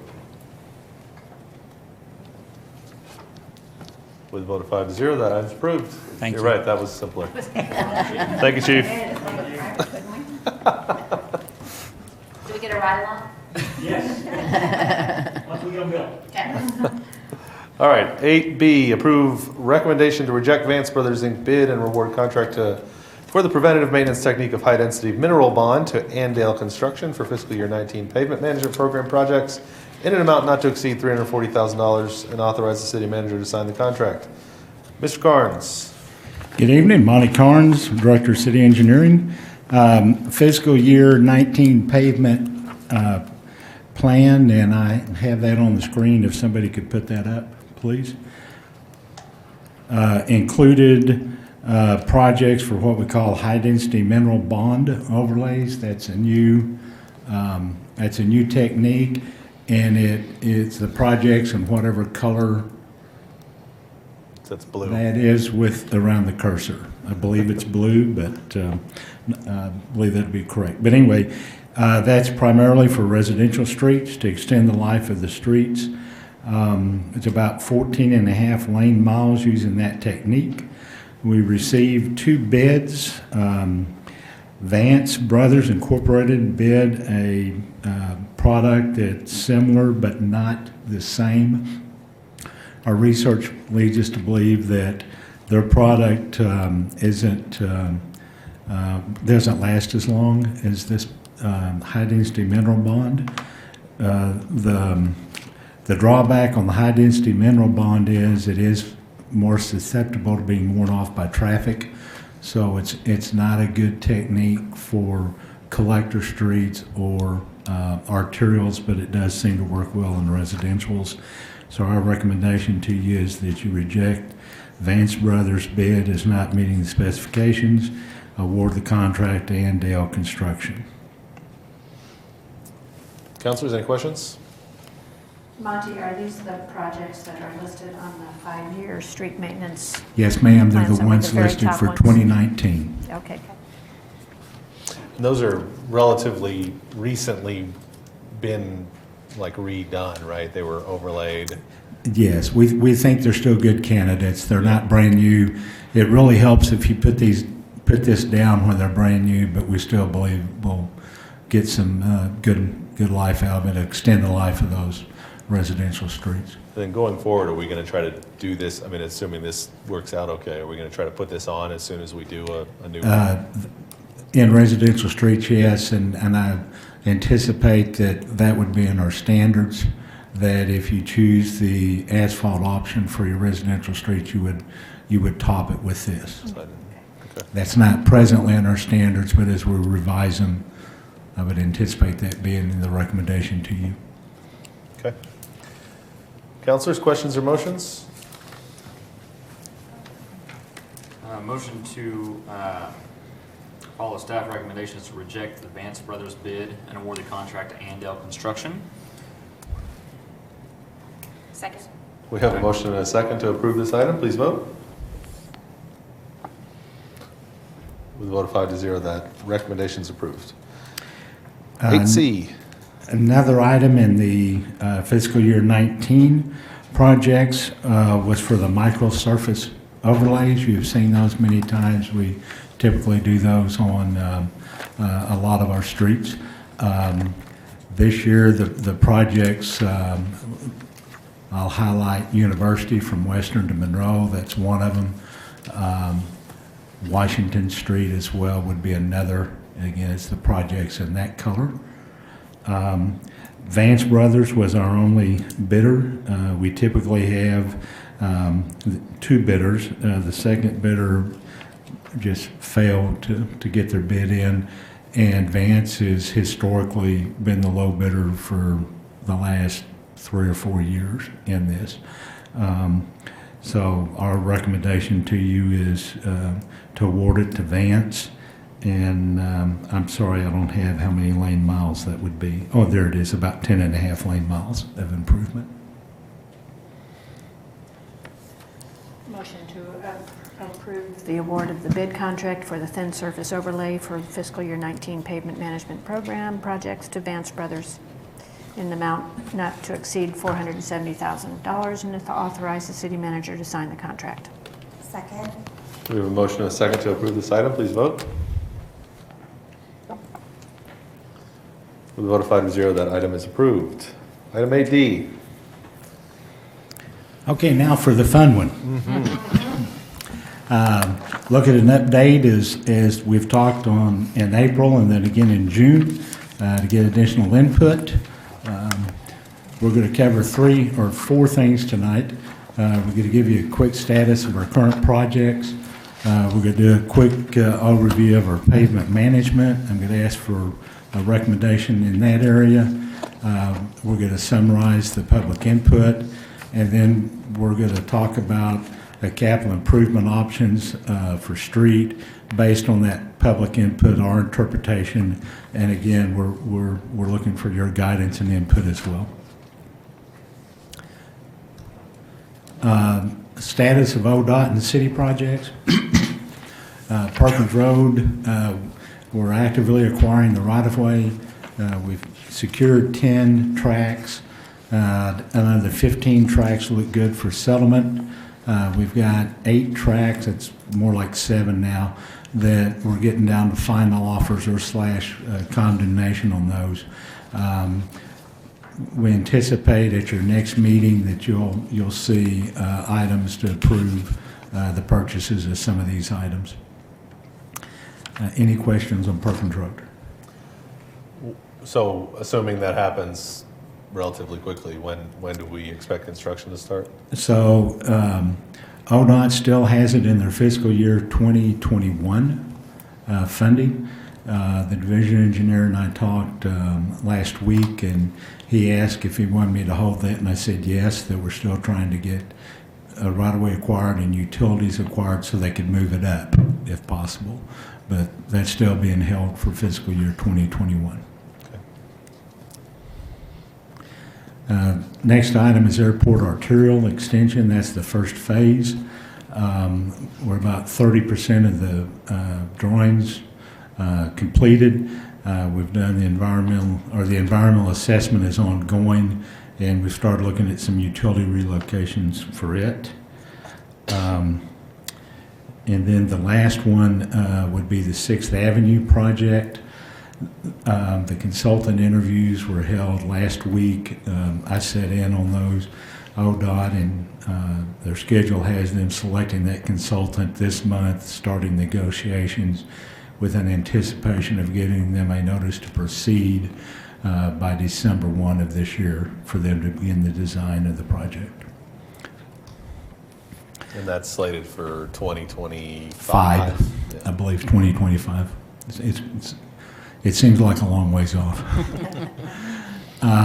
Pavement management projects, we've now completed essentially completed the fiscal year 17. I think we started striping on 12th Street today, or they were scheduled to. Fiscal year 18, we've completed what we call the preventive maintenance projects. The mill and overlay bids for Main Street Duck, those projects are due on September the 18th. The Richmond Road culvert's under construction. The 4th Avenue, the Hester Street reconstruction area is in design. Bill mentioned utilities a while ago. As part of that project, Water Resources did do a master plan, a portion of that area. That took some time, and then looking at form-based code, where we're going to put utilities, how do we it's going to be very difficult if we try to pave from right-of-way to right-of-way, not to have utilities under pavement, but we really don't want them under the street. And so we've spent quite a bit of time trying to establish what we think would work for that form-based code area. From underground utilities perspective, we believe we have something that's workable. With the engineers finishing up some drawings, getting ready to start contacting utilities for utility relocations. We've pulled back on this a little bit because of the construction of the music school, and we really didn't want to be in there doing a lot of new streets and still have a lot of construction activity going on and complicate things. So we're kind of timing when we start that. And I'd expect sometime, probably the first quarter of 2020, we'll be trying to start construction on that road, or those roads, streets.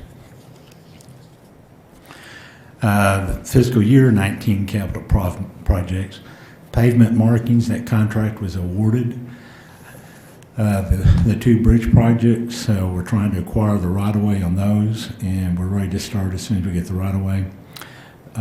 The Western Road Hall of Fame, what I call the white topping, where we're bidding, or where we're going to mill the asphalt, come back with concrete, and also the 10-foot active transportation path. Those bids will be on September the 18th as well. We've actually combined those 2 projects into one bid project in hopes that we can attract a bigger bidding pool and a better selection, a wider selection, I shouldn't say better, a wider selection of contractors. The last one's the Husband Bike Corridor. make sure I get my notes here right.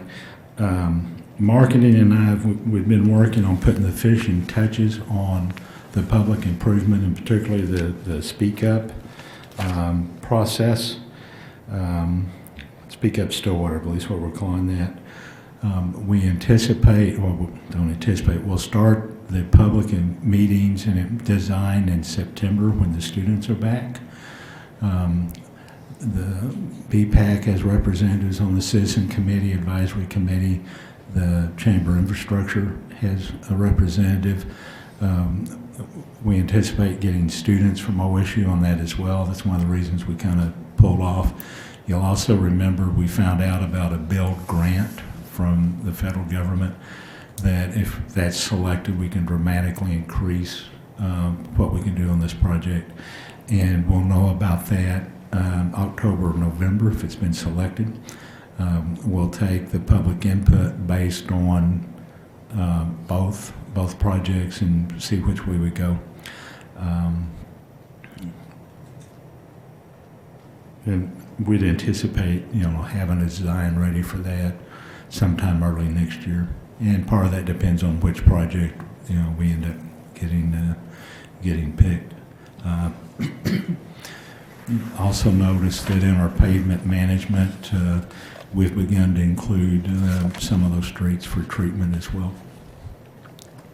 Any questions on fiscal year 19 projects? When you said you're combining those two bids, you mean the white topping and the sidewalk, or the bridges and the white topping? No, the pavement management project, the overlay from Main Street up through McElroy, Duck Street, some of those projects, that project's funded under pavement management and the half-cent. The Western was the supplemental funds that you approved in October of last year. We've taken those two projects and bid them as one. We've got them structured where the pay quantities are by the project. So from an accounting standpoint, we can keep the funds separate, but we'll have one contractor doing all of it.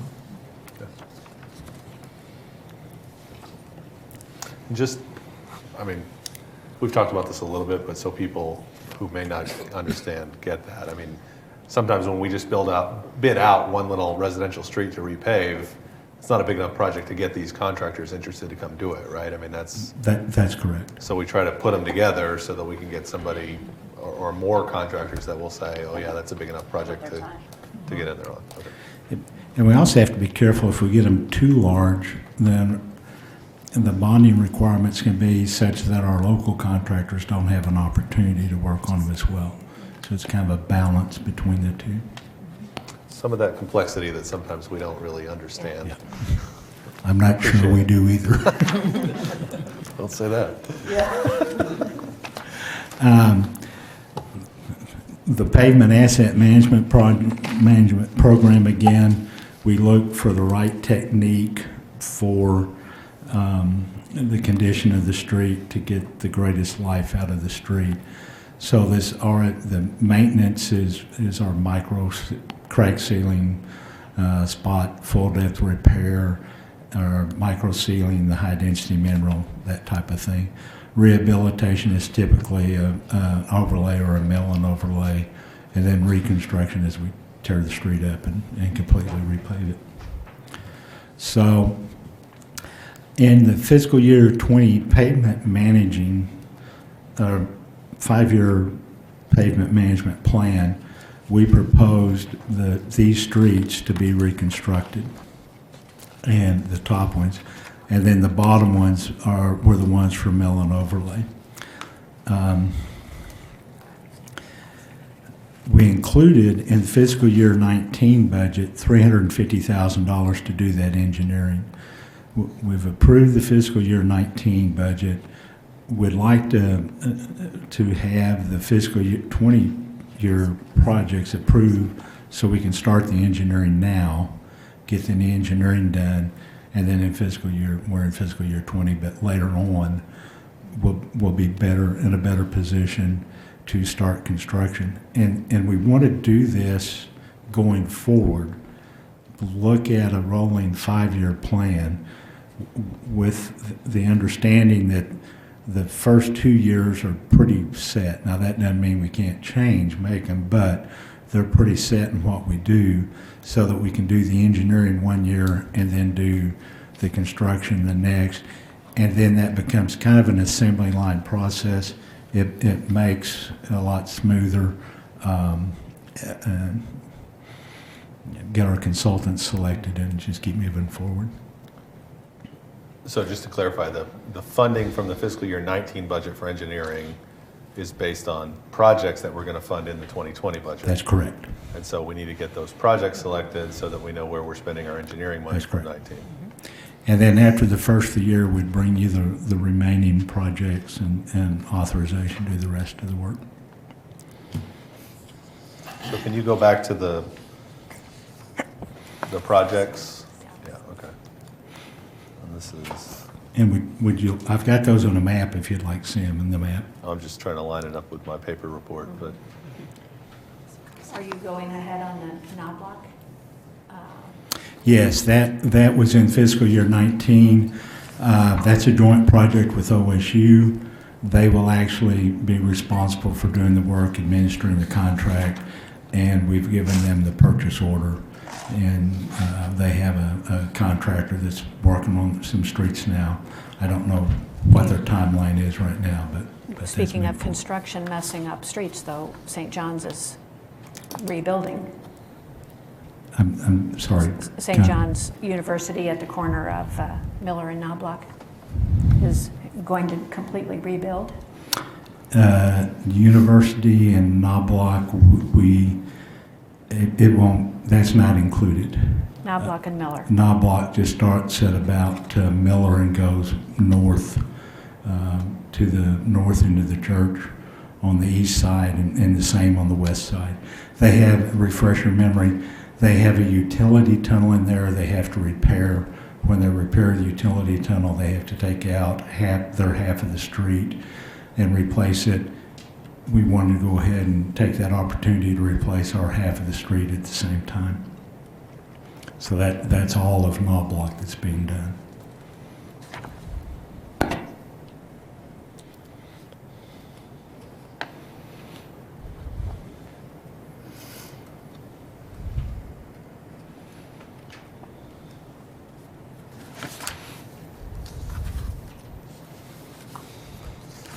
Any other questions on that? Okay, discuss the public input. We received 13 rating sheets and comment sheets from the public the night of the town hall meeting. We received 19 online responses. In total, there were 120 comments made. Non-project specific comments. We heard a lot of fix the streets. There was a fair amount of more active transportation, some discussion about level of service design, and some discussion on signal timing across town. There were 2 suggested projects that weren't included in the list. One was Lewis Street from 7th to 8th Avenues, which would be right out here in front, and then a traffic signal at Duck and 12th. I will tell you, we have looked at the signal at 12th and Duck, and our preliminary analysis suggests that it doesn't warrant a traffic signal. We are doing, as part of the project that we're bidding on the 18th, Duck Street from 12th to 6th, we are restriping that as a road diet, 3 lanes with particularly bike lanes in the roadway. It's difficult to really do a good statistical analysis on how few we received. But hey, I'm an engineer, that didn't keep me from trying. So if we look at them by the way they were ranked on the ranking sheet from 1 to 15. That gives them to you 1 through 15 by the median of the ranking. And then we included the online votes next to them. You go to the next sheet, and we sorted them by the number of online votes they received from most to least. It's not an overwhelming number, not a very representative number. It's, No, it's difficult to draw any conclusions right, at all. conclusion.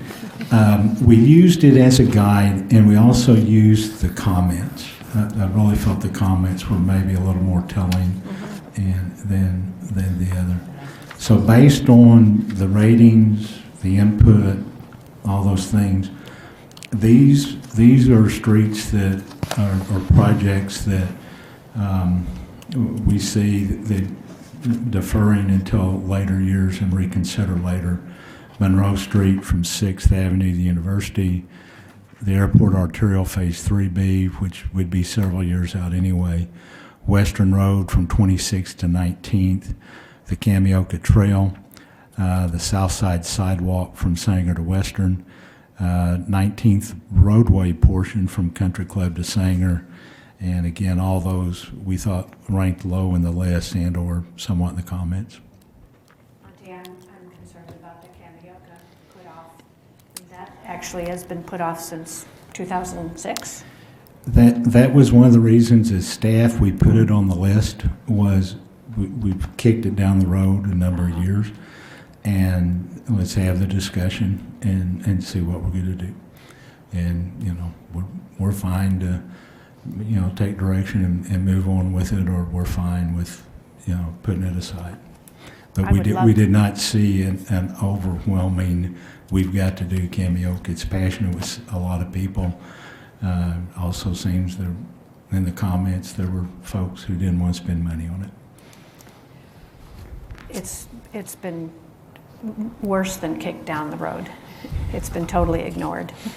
And of course, one of the reasons is it's the most difficult part to complete, and the expensive, and also lends itself to a really increase in maintenance costs for the city as well. So it really is a time to say, okay, is this really a priority or is it not? Well, it's not going to get any cheaper, nor is it going to get any easier. I don't disagree with that at all. I would love to see it on the list. Okay. University. If everyone agrees. University, Western Road to Monroe Street.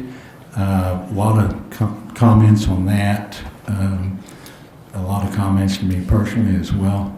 But that is included in the fiscal year 19 pavement management plan, and one of the contracts you approved just a few moments ago has that. If you choose to do the 6th Avenue corridor study, we would anticipate University would be included as that as well, as to what function do we want University to serve in future years. Monty, Yes, ma'am. I just want to clarify, so you're saying that University will have improvements, we just approved the We're going to superficial improvement. Yeah, we're going to kind of smooth it up a little bit. We're going to remove the humps, and we're going to put a heavy micro surface overlay and then a thin one, and smooth that up a little bit. So it's not that wouldn't address some of the other concerns that folks have, I think, with drainage. Particularly the drainage and some of those like things. that. That's correct. Okay, I just want to make sure we're clear. Thank you.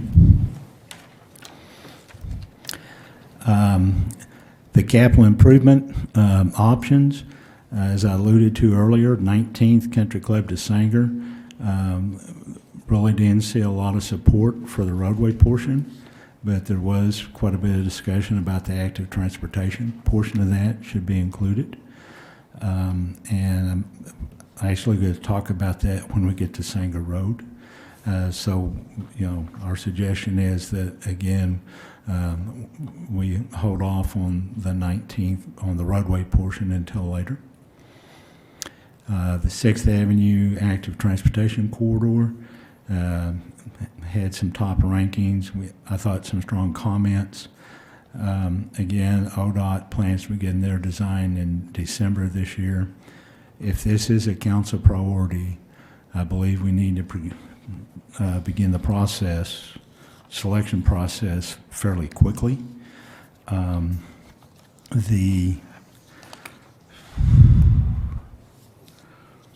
Flip back over here a minute. We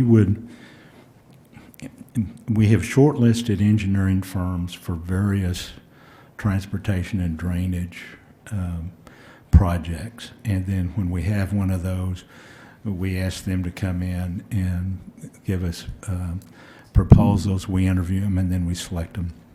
As we've looked at those, a lot of those firms have an active transportation component, or they team with people, but I think what we anticipate on this would be beyond the scope of those firms. So it would be staff's intent that we would issue an RFP, or request for qualifications, and a request for proposals at the same time, broaden that out. We'd like to see that selection committee be broad and more than just staff. Our thoughts would be a representative from BPAC, a representative from the Chamber Infrastructure, possibly the school, possibly Stillwater Medical Center. Certainly we'd want somebody from ODOT as well as staff. So if that's the direction you want to go, then that would also be a recommendation that we really broaden that out. This is one, if you think back to the curve about our pavement management, of how it goes down like that and fairly steeply, there's also a curve that says your ability to affect the cost of a project over time. And it's really flat at the top, but as you go forward, it gets really, really steep. So I think it's critical, if this is a priority and something you want to do, we do it now, so that when ODOT starts, we're very hand in hand as we go forward, and that everybody's looking at solutions together, as opposed to coming in a year from now after things have kind of been set on the direction they're going and said, hey, wait a minute, we need to back up. I really think, I feel very strongly about this, if this is a priority for you.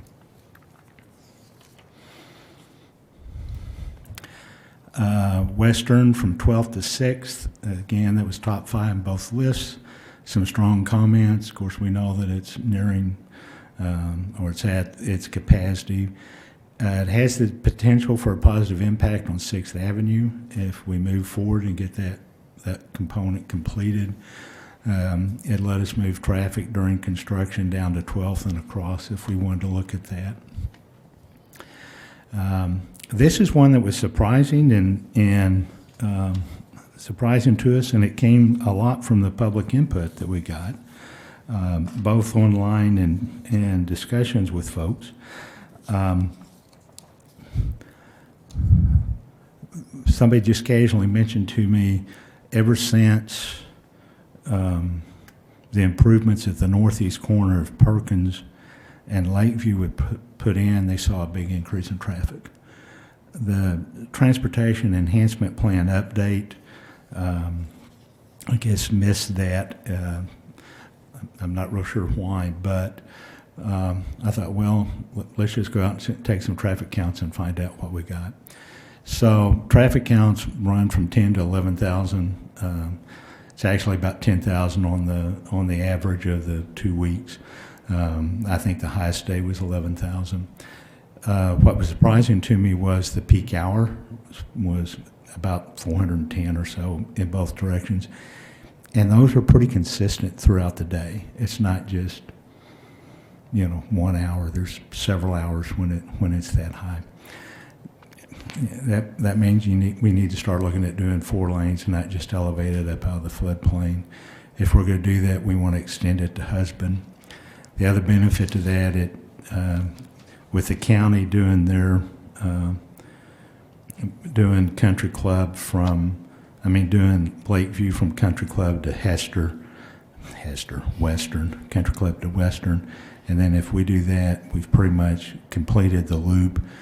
Again, we'd have an active transportation component to that. You stop and think about it, once all that's done, particularly the county's portion also includes the 10-foot pathway. You can go from 6th and 6th and Country Club to Parkview Estates on a 10-foot sidewalk if you want to ride it or walk that far, which is pretty substantial. Fortunately, there's not a lot of people that live out there, but we hope that changes in the future. Well, but you could get all the way to Perkins Road. It gets you all the way to Perkins Road as well. Lake Sure, Perkins, so. sure, yeah. And then, past the lake and on the Camioca Trail. Yeah. 3rd Avenue, Perkins to Berry, similar rankings in both. It gives us the opportunity to improve our active transportation across Perkins Road, across the creeks, and makes you a pretty good connection to Husband and then University, and it also brings a section of road up to city standards. Country Club kind of ranked in the middle of the pack, but we thought there were some good comments, particularly as it related to the active transportation component. If as part of this, it'd be active transportation, we'd take that up to 9th.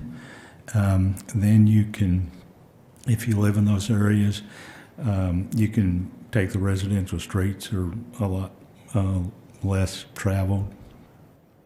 Walk down or ride, get to 9th and Perkins, and then you've got the sidewalk to get you to the shopping.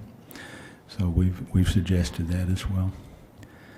Now, the Sanger, and I've got this I do want to show you on the map as well. So this is really, we've looked at the original, 4-lane the whole thing, which seems to have not a lot of support. We've talked about a reverse lane, but a reverse lane doesn't really work because reverse lanes are good for when you've got a lot of people going to an area in the morning and then that same amount of people are going the opposite direction. In this case, we got a lot of people going to a destination and then turning around and going back. So you'd be trying to use the reverse lane in both directions. We looked at 3 lanes. Greg and I were out there one day, and we've kind of kicked this around, looked at some old studies. What if we look at improving the intersection and get traffic moving through there better? We expand the active transportation to the west, like Chris suggested, with the intent of seeing if we can reduce the cars by people walking to school. We'd still look at 3 to 4 lanes from the school to 19th. I'm also rethinking whether or not we tear all that pavement out and go back with concrete. I think that pavement's still in good shape. And we could, just looking at doing additional asphalt, that'd save us some dollars. We'd add a 3-lane section kind of in front of Meridian.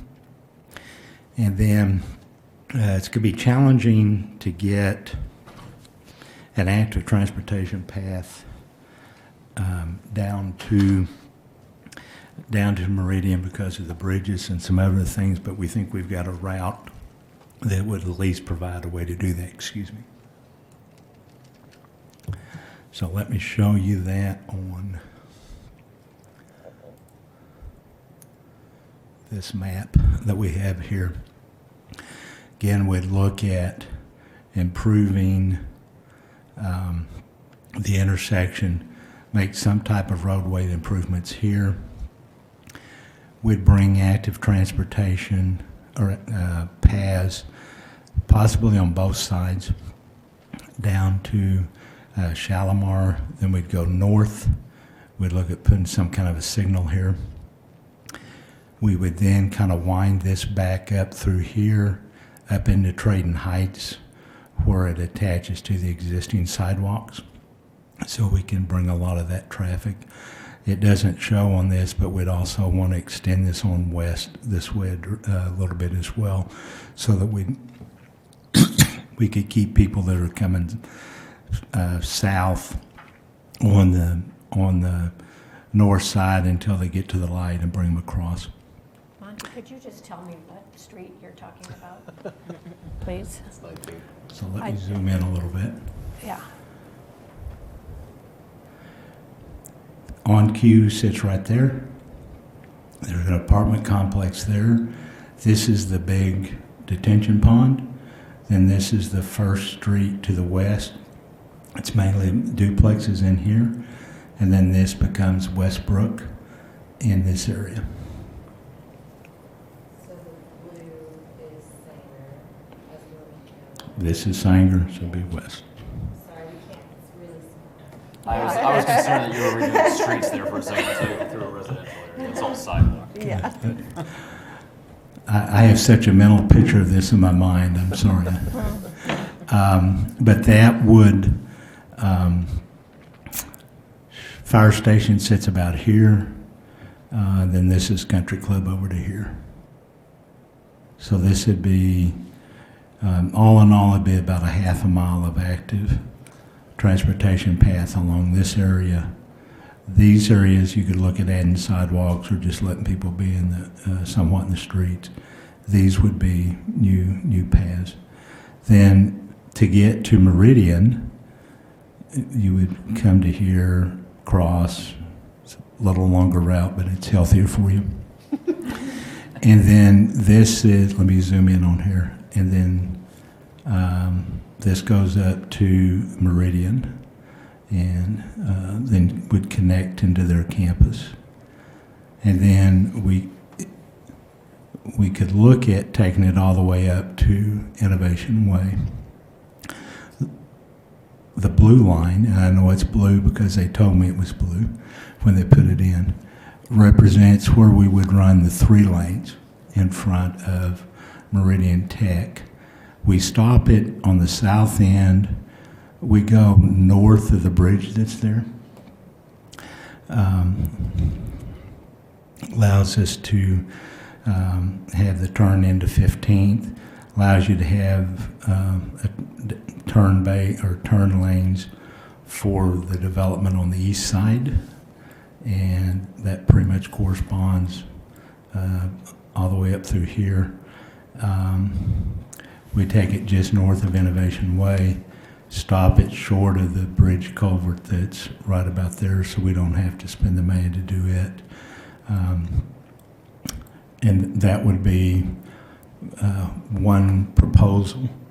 I think part of our recommendation is if you like that, or if you like pieces of it, if you kind of like that concept, we'd hire a consultant to look at that, other things as well, get some public input, kind of use this as the idea to start kicking around more ideas, and then we'd come back to you with some specific cost estimates and what we could do further. I think it's our first attempt at trying to look at things innovatively, of trying to incorporate some active transportation elements with that as well. Taking it to the south, right now our thought is about where the elementary school is. It'd be how far south we'd go. Now that would be 4 lanes. 3 or 4 lanes? It would be 3 or 4 lanes, that's correct. Okay. But only 3 lanes north of that. But only 3 lanes north of that. Again, in this proposal, we're not going to raise anything up out of the floodplain. Yeah. Those culverts will get rather expensive and a lot of fill. There are a lot of improvements going on in front of the schools right now. That's correct. More drive-through, and kind of going to what Chris Peters brought up, how do we know how that will affect traffic in that area? With these improvements, you're talking about the retail improvements? The improvements that the school district is making to the front drive-throughs. Gotcha. Their traffic report says that their traffic study still indicates they're going to have some issues on their side in their parking lots in those areas. It really doesn't improve their level of service. It makes it safer, particularly putting the buses in the front, and it separates their buses from other traffic. No, and it's just, That's my understanding just from having students there, is that I think the main improvements are specifically for the buses and safety associated with that. I know Dr. Moore's here. We're going to put him on the spot at some point, I'm sure. They're kind of landlocked as well with what they can do. Just north of the Child Care Center, there's an empty lot. Between the child care center and the bank? Yeah. Sanger? Yeah. Maybe we should buy that and run sidewalks. People could park in there and, I mean, it could be a big parking lot. Parking lot? There's already sidewalks. Put hopscotch on the side, they can use it for other things, whatever, but. It'd be like the cell phone lot at the airport. That's Yeah, right. Exactly, Just that's pulling exactly what I was thinking, exactly. Certainly would be a possibility. When you say we buy that, you mean Dr. Moore, right? Yes, I am part, yes. Absolutely. And that could be one of the things that we study and consider. Well, if you're going to be creative and do, walking trails, I think we can be creative all over the place. It does kind of, as you're driving through that area, as a mama that picks up over there, it's, you need, right, there's definitely an issue. It's really hard to understand if an extra lane will actually, in fact, solve the issue that's happening there. And I know from talking with the crossing guards over there, they already, I don't know that an extra lane of traffic is necessarily going to make it safer for our children that are crossing and walking, and for parents that are picking up. And I mean, my husband would argue just more rule following in general would probably be more helpful, but. Yeah, I mean, I think one of the major problems from the middle school perspective is that when traffic backs up and there's already, well, I guess if you put a third lane in there, at least traffic would be able to get through when that's backed, because it'll back all the way up to the intersection. But you still have a queue of cars that are turning into either school, and then at some point, I think in the morning in particular, even with the staggered start times for school, you can start to get a queue that's both schools at some point, either the early middle school parents or the late elementary school parents, or ones that are dropping off. We used to drop our kids off at the same time, but you still would have that long line of queue cars that are waiting to turn. We would anticipate to still have the long line if we add, there's 3 lanes in front of the school. Right. If we take what would be the outside lane on the southbound side, and we take that all the way to 19th, and even have a dedicated right turn lane back on 19th for the eastbound, then that gives you more storage, which then would let the inside lane move traffic that needs to go further south. We think that would be hopeful. I think in the afternoon, the reason I kind of like 4 lanes is in the morning you've got a lot of people going north. And so now once you get up in there and you drop your child off, and now you've got to turn around and go back north, the southbound may not be as hard to get across, but trying to merge into the northbound because of people trying to go to work, then you have that conflict, which then backs people back up to the other. And so that lane could help you reduce how much your queue is on the other side. They don't let us at Sanger, when you drop You off. can't turn you north. can't turn north. Not right So when now. we drop off, and I don't know if that'll change. I'm assuming it That's won't. part of the construction, was mine. Where was that? Part of just construction? So it used to be, I don't know if it will continue if construction is complete. It used to be that you could, that you Dr. dropped Moore off. can talk about that. and that you couldn't turn north. Will they maintain that? Well, I think that's, because when I first thought about it too, you're thinking about going south, and you have the 2 lanes all the way that extend past Sanger. But what happens at the elementary school is during the morning, Monty's right, you will have, of course, the traffic that's flowing to the south just turn into it. Well, the ones who live south of the school coming north will come in that single lane, and they are turning into that same driveway.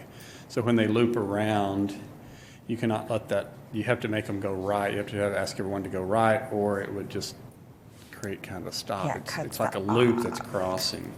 So you would either, if you had that extra lane, then it would allow, if you had the traffic patrol, you could allow them to go on that outside lane and come out. You could allow them to come out of the school Sanger, exit instead of going right, which is south, because you can't let them go north, because it backs up. If they had an extra lane, then they could go on that outside and then go into town. Does that make sense? I'm left and right and north. I mean, I think Alex Weber and Charlie Johnson they're our traffic guards over there. They do an amazing job, but what happens at Sanger, you're right, we require them to go south or right, coming out of that parking lot. Right. You still deal with the problem of if you're coming up from the south and there's someone in front of you that's trying to turn left into the school. Yes. And you're trying to go north, you're You have stuck to cut behind across that person waiting to turn left. Yeah. Right. And So it takes forever for somebody to turn. If you're coming from the south on that road, you can't turn left into the school. So yes, you have a queue really going to the challenging. south. And that's why you can't let them go north. Coming out of the parking lot. Does that answer But your there's question? the way where those schools are, you could figure out a way to do those lanes. You could have that lane that goes around on the south side of all of that for that issue, but then it would be some creative lane maintenance, I guess is the... Which all proves the point I've said many times, tell me how many people you have in town, I can tell you how many traffic engineers you have. I would assume, just while Dr. Moore's up here, Sure. I would assume from the school district's perspective, this is a fairly high priority for you guys, or how do you see the improvements helping, or do you see them helping at all? I think it was, Monty, so I think it's a good point. Our bus lane on the middle school will assist in getting our buses exiting out onto Sanger removed from where our parents are coming out from the loop. Now, it's the same amount of traffic in that short a time, so it's not going to help from a service, but it is going to be a lot safer because we don't have buses coming in about the same time as a car. Is there anything else that you would like us to know or consider about the area? I was just here if you had questions. Okay. We have about 300 drop-offs in the morning and pickups in the afternoon at Sanger. We have about 350 or 360 at the middle school each morning and each afternoon. So that kind of gives you a count of what we have. You guys should run buses or something. Well, we can't mandate it, but we do we have about, middle school, we will run about 450 on a bus. Sanger Ridge, we run about 90 on a bus, about 90. And then about 200 to 250, 200 walkers at Sanger Ridge and about 100 walkers at the middle school. To give you an idea. I'm just still shocked. 90 kids ride the bus to Sanger? At Sanger Ridge, yes. Have you met our generation of parents? There's a lot more people who live close to Sanger. Yeah. Sorry, my dear, if you're watching. So, Monty, another problem over there that we heard a lot about, or I have heard a lot about, are the people who live on the streets to the east of Yes. Sanger. People parking on their lawns. Yes. or in their driveways. Well, driveways, just, you have to have them towed. But if we had curbs on that side street, people couldn't pull up on their lawns. It's just a Like on asphalt. 24th, and because there's no curbs on some of the streets. I do think, and Dr. Moore, you might correct me if I'm wrong, but didn't the Sanger construction include some additional parking? Yes, It did a little bit. On the north or the south end, we allowed some parking. So what happens, a lot of our parents will pull into that parking lot. They will walk their kids into the building, and then they will come out and then leave. So that happens from time to time. And the same thing at the middle school. We will have parents park at Sanger, ask their kids to walk the sidewalk down to Sanger, and then they'll take them. So people are creative. So because those people of drive snowplows, not cars. Yes. But yes, it does. It will help a little bit. I do think, yeah, I mean, so there is a little bit more overflow parking for those families, but at Sanger. We're more than happy to get somebody to help us work through this. Okay, so where were you? I was to staff's recommendation. Before you get to that, when we've got this list of kind of what we think are the, based on these discussions, kind of what we think the major projects should be prioritized. I mean, is this based on a total cost that we think these are and they fit within a budget number, or are we just at this point saying this is the top 7 in terms of priority, or what are we trying to decide? I think what would be helpful for us is to give us some direction of which projects you want to see, and then we will go back. We'll develop better cost estimates. Then we will look at our funding and give you what you can find over a 5-year period of time, and then let you pick from that. We're not looking for an answer tonight that says these are the streets that we're going to do. Yeah. We're asking for some direction of which streets, and then we'll come back and you may want to select several and then narrow those down later. But we just need an idea of where to concentrate our efforts. Okay. Well, I like this list. Just to address a couple of them, the transportation corridor study absolutely needs to be done. I mean, we've got to plan ahead better. Right? So that money is being spent to make sure that, you know, when we do that major project, we're ready for it. And there's just no reason we can't spend $100,000 to plan ahead better than we have in the past. I think the rest of these are great, and Cameo Trail has to go into the list. You actually left us open to that because you said the following 8 projects. You really meant to put Cameo on there. Because there's only 7. Well, Thank you, Monty. or you look at Sanger and the Southwest schools and get 8 that way. But I'm happy to take your interpretation. Okay. I mean, it really just depends on the money, right, for some of this stuff. I mean, and, you know, can we grant some of that safe routes to schools for the Southwest portion, and can, you know, but,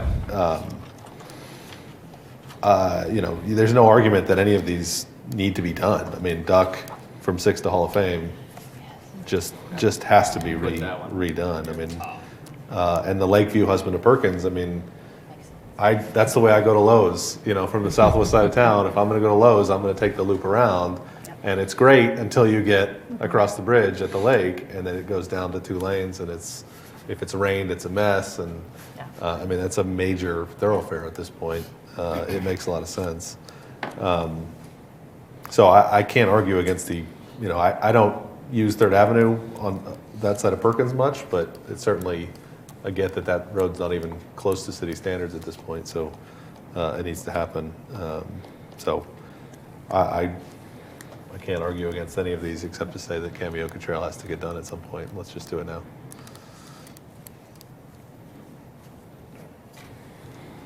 Okay, so I've got everything we have listed plus Camioca. And I think most of these we can handle in-house with the exception of Sanger Road. And we'd need authorization to get some engineering consultants for that. think about that empty lot, too. That'll be one of the options. We might think about asking the schools if they wanted to go in on a transportation consultant for that area of town. I mean, not tonight. I wouldn't want to put them on the spot right now. I'm just like, since you showed up, we're gonna.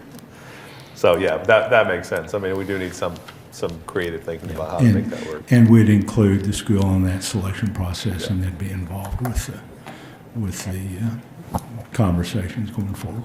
Monty, could you share a little bit about what, I know we've talked about the Safe Routes to School program before and the fact that there's grant dollars available for that.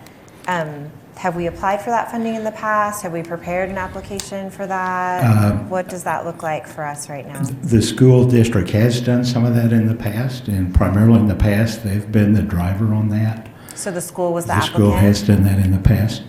My understanding is that program has been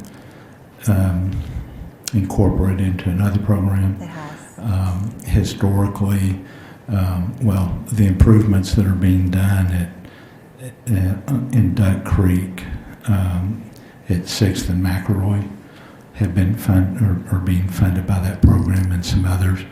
But I don't believe that there's really any competition for those funds right now. Is it in Stillwater. Is it on a yearly cycle? Is there only one time a year that you submit? It is on a yearly cycle. Do you know when the applications are for that?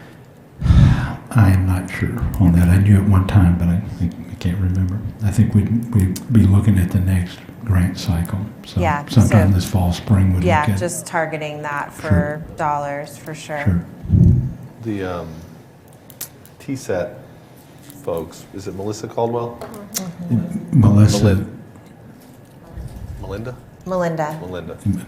you're right, is Melinda. She's talked about that before. Right, and we would work with Melinda as part of BBAC on that. Yeah.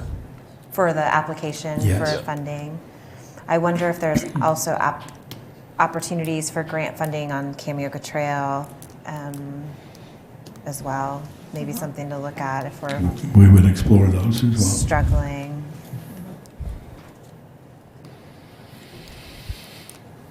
Okay. And also, remember, we need the We need to the approve. reconstruction and rehabilitation projects in fiscal year 20. So under alternative 1 in the report, with the addition of Kamioka Trail to the capital improvement list, I think that's where we are, right? Is that what we're? Is there a motion to that end? Motion to accept alternative 1, approving the pavement management 20 recommendations. Authorize staff to begin the process of selecting a consultant for the 6th Avenue Active Transportation Corridor Study. Conceptual estimates, accept staff's recommendation for that, and then also add the Kamioka Trail to the pavement management FY20 recommendation. Second. We have a motion and a second on this item. Please vote.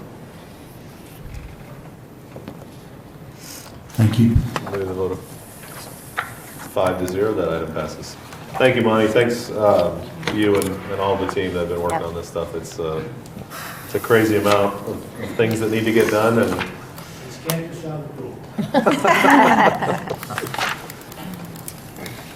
it's a good thing we have so many traffic engineers in town.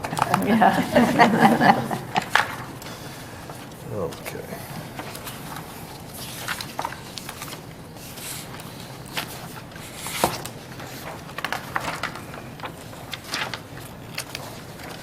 Thank you to all the people who did fill out the questionnaires and especially the comments. They were very helpful.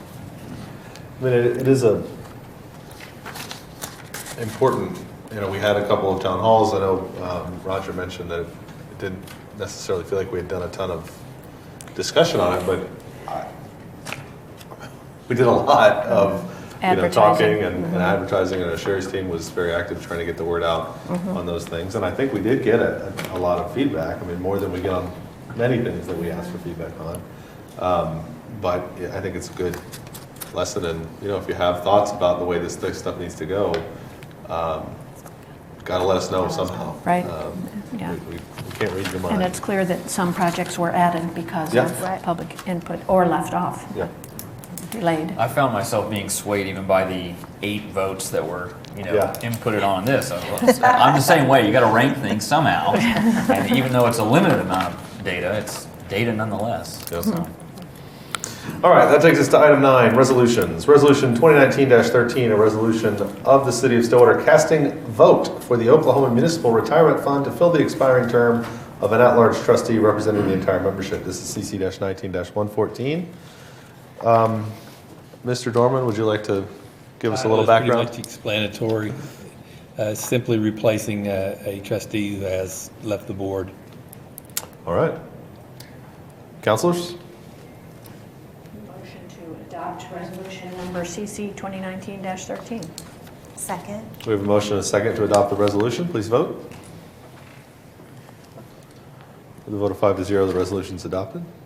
Resolution 2019-14, a resolution authorizing and approving for execution an interlocal agreement with Payne County for routine maintenance of perimeter roads adjacent to city limits. This is a resolution that goes with the presentation we had a while back where we've... Yes, but we're not quite ready to proceed with that. Okay. There were a couple of items that came up today in the commissioners' meeting, so we would ask to postpone that until 8/19. We will. Do we need a vote to postpone it? No, sir. We will table it until then. No ordinances on the agenda for tonight, so we'll go down to reports from officers and boards. Mr. Dorman? Nothing to report tonight, sir. Ms. Reams? One item, Mayor. I think our citizens will have received a letter regarding homeowners insurance for the sewer pipeline and the water pipeline from the meter to your house, and that is the homeowner's responsibility. The program is totally voluntary. The city doesn't benefit from the program, but you are insured in case that pipeline or that pipe from the meter to your house has a problem. We just encourage you to do your due diligence when you're investigating this type of insurance product. Okay. It is not a City of Stillwater project, and it is not endorsed by the city.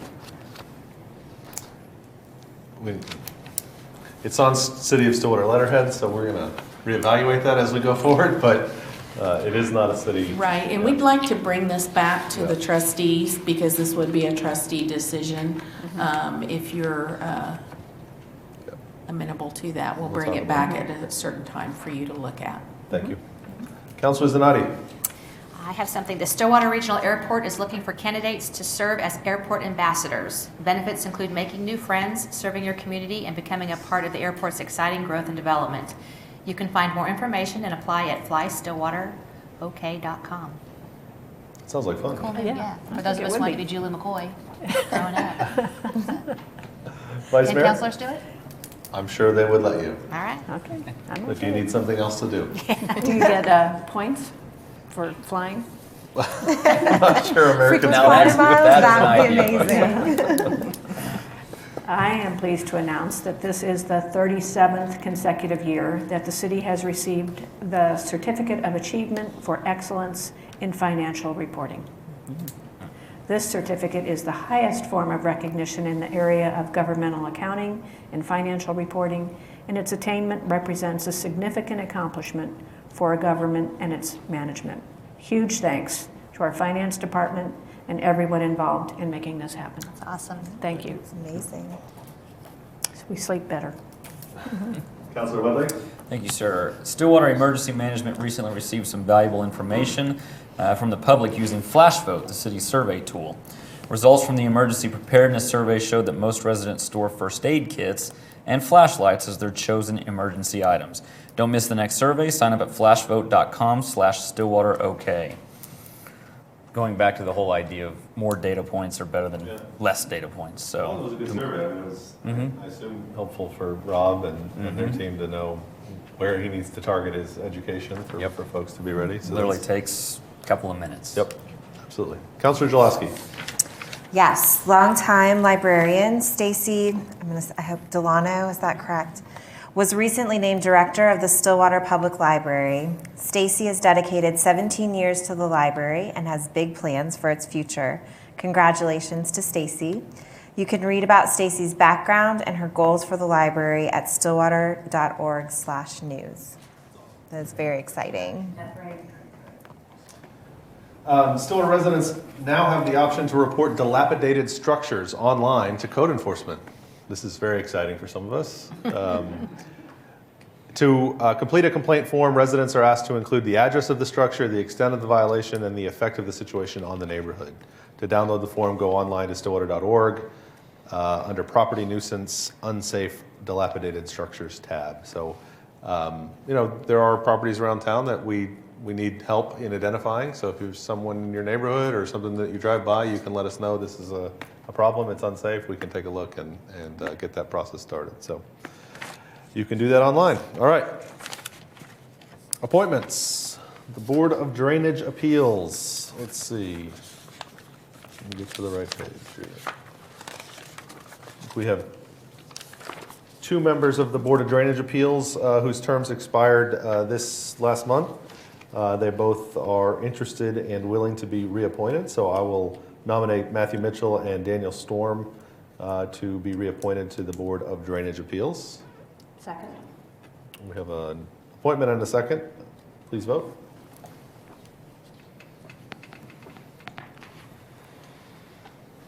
With a vote of 5-0, Matthew Mitchell and Dr. Daniel Storm are reappointed to the Board of Drainage Appeals. We do have 1 vacant seat on the Board of Drainage Appeals. For anyone who has a knowledge or interest in hydrology, engineering, stormwater management, or related fields, and would be interested in helping serve your city, we have a spot for you on the Board of Drainage Appeals. We also have 2 members of the Airport Authority whose terms have recently expired, Leroy Smith and Joe Weaver. They are both express a desire to continue serving on the board. I will go ahead and nominate both of them to new terms on the Airport Authority. Second. We have a nomination and a second. Please vote. With a vote of 5-0, Leroy Smith and Joe Weaver are reappointed to the Airport Authority. That takes us to adjournment. Is there a motion? Motion to adjourn. Second. We have a motion and a second to adjourn the City Council meeting. Please vote. With a vote of 5-0, City Council is now adjourned. If you don't want to stay for the rest of them, you can. Now's your chance. All right. That takes us to the Stillwater Utilities Authority meeting for August 5th, 2019. I will call this meeting to order and ask for the trustees' motions, comments on the consent docket. Motion to approve the consent docket. Second. We have a motion and a second to approve the consent docket. Please vote. With a vote of 5-0, that consent docket is approved. That takes us down to general orders. Item A, approve professional services task order with CH2M Hill and approve total project expenditures of $64,000 for work related to improving the data backup and networking for the water utility and water utilities engineering. Mr. Millis. Good evening.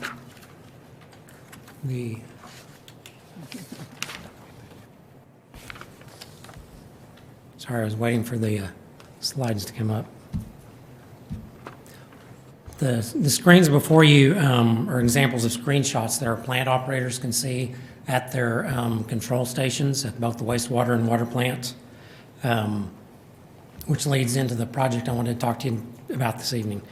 In plain English, SCADA is the computer-based monitoring and control of remote sites. In this case, for the water and wastewater plants and systems.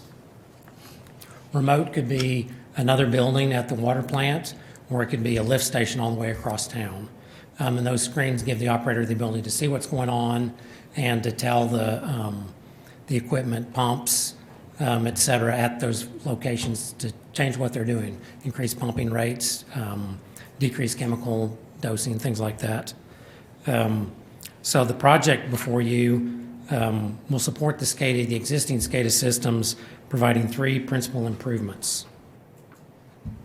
The first is a fiber loop extension You can see they're going from the existing fiber loop over to the 8th Avenue Water Utilities Operations Facility. And that portion of the project, as you can tell from the report, has already proceeded. We did that under city manager authorization to take advantage of some IT fiber work that was already going on and get it done much more cost effectively. The second part is off-site backup of data and programming for the SCADA systems. Right now, it's only on-site. In fact, at the wastewater plant, it's 2 side-by-side computers. So if one of them catches fire, probably the other one's going to burn up too. So what this project will do is include off-site storage of data actually in 2 locations, here at City Hall and at the Stillwater Energy Center, which could then back up either plant or restore data to either plant. And as kind of as an aside there, the SCADA network is kept separately from the commercial data network. So it's even a higher level of security because of the damage a person could do getting into the SCADA network. It's separated from the regular email and other data storage network on the servers. The third element of this project is view-only SCADA monitors, both at City Hall for Water Utilities Engineering and at 8th Avenue for Water Utilities Management, to be able to manage, troubleshoot in real time, just working through issues or in the event of an emergency, and also to study data and trend analysis over time of the operations of both plants and the distribution system. The total cost is estimated not to exceed $64,000, including contingency, and staff will appropriate from the water and the wastewater funds should you approve this item. And I would try to address any questions before I go to the recommendation. I think you could probably just make the recommendation. Sure. I recommend that the SUA approve the professional services agreement with CH2M Hill, authorize staff to execute that agreement, and authorize up to $64,000 in total expenditures. Thank you, Bill. Trustees? I would make that motion. Second. We have a motion and a second to approve the staff recommendation. Please vote.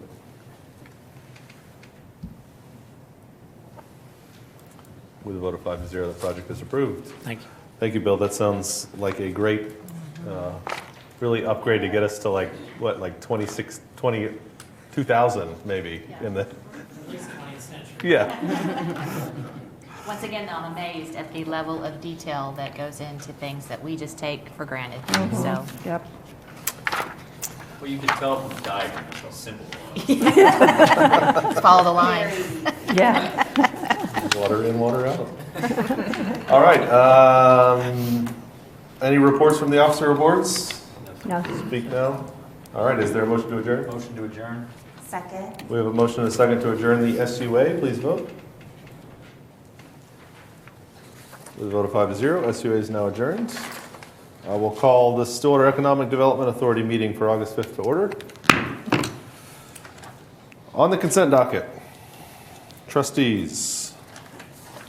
Motion to approve the consent docket. Second. We have a motion and a second to approve consent. Please vote. With a vote of 5-0, consent docket's approved. We have a report from the Chamber of Commerce on its quarterly economic development. We've been punishing Justin and Trenton over there, making them sit here all night long. Almost forgot you were there. Thank you. I didn't forget. We're going to break for dessert. I feel like it's put my nighty nights on.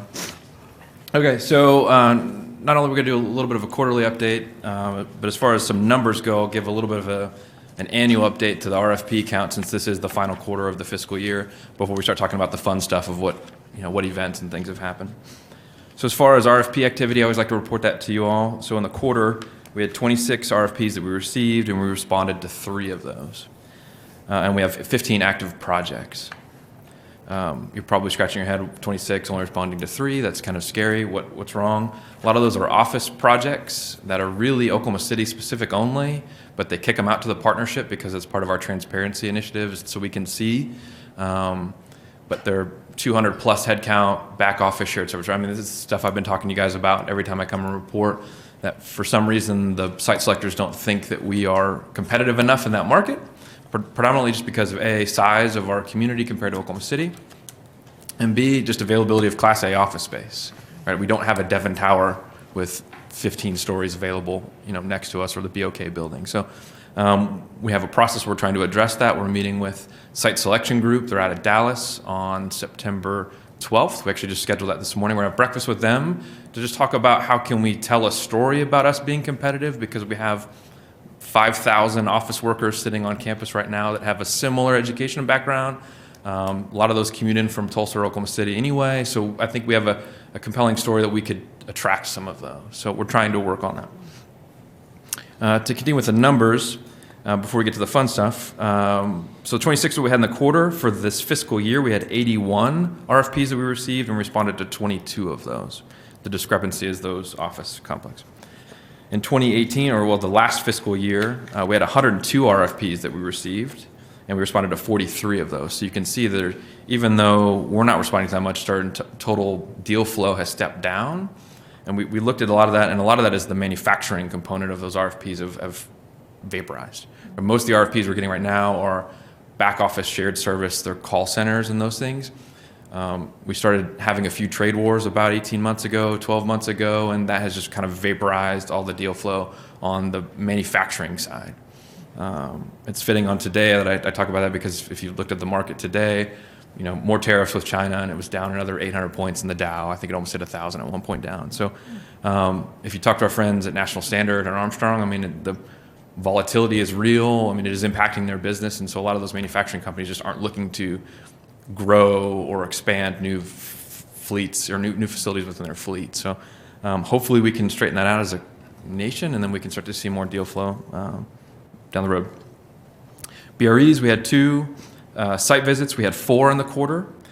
For the year, we had 11 site visits. 8 of those were primary job site visits, and 3 of those were on the retail mixed use side. To give you kind of a historical trend, we had 9 of those the previous fiscal year, and we had 2 of those the previous fiscal year for that. So we continued to trend up. Of those 15 active projects and those 11 site visits, we have, I would say, 4 projects right now that, although we have 15 active that are still leads, 4 of them are ones that we actively are communicating with.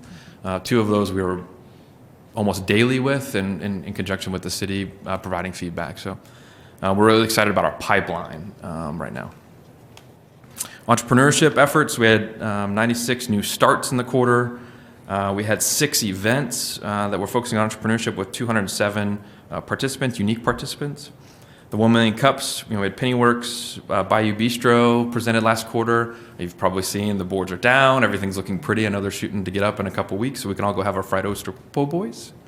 And then a couple other technology related. Chad Hendricks is a intellectual property attorney out of Oklahoma City. So super smart guy that frankly bored most of us in the room, but we needed to have him up there.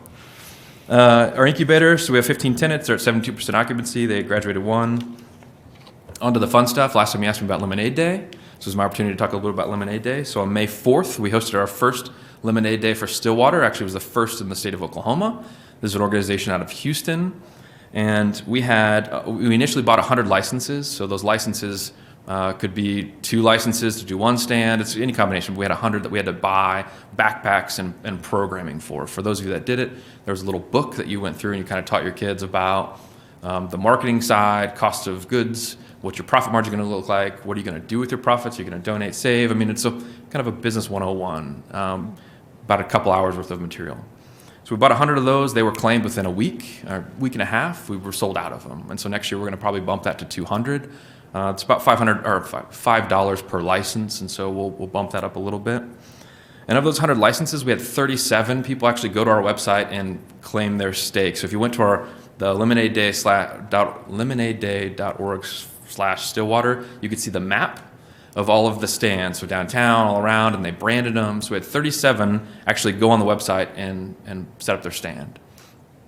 So that was really cool. What I think we missed the mark, and we're going to work on for next year, is getting the data back. We only had 12 of those stands actually report data back to us when we asked for it. And part of that is we need to figure out who the Young Entrepreneur of the Year is going to be. There's a lot of data that we get back on the donations. So we only had 12. That site's still up there, so you don't get to qualify for all the awards for us anymore, but we still would love the data. So if you go to, and it's on your report there, and so I know it's public, but lemonadeday.org/stillwater/business-results. It's just a quick web form. It doesn't take very long. It's a really cool exercise to walk with your kiddo on what they learned.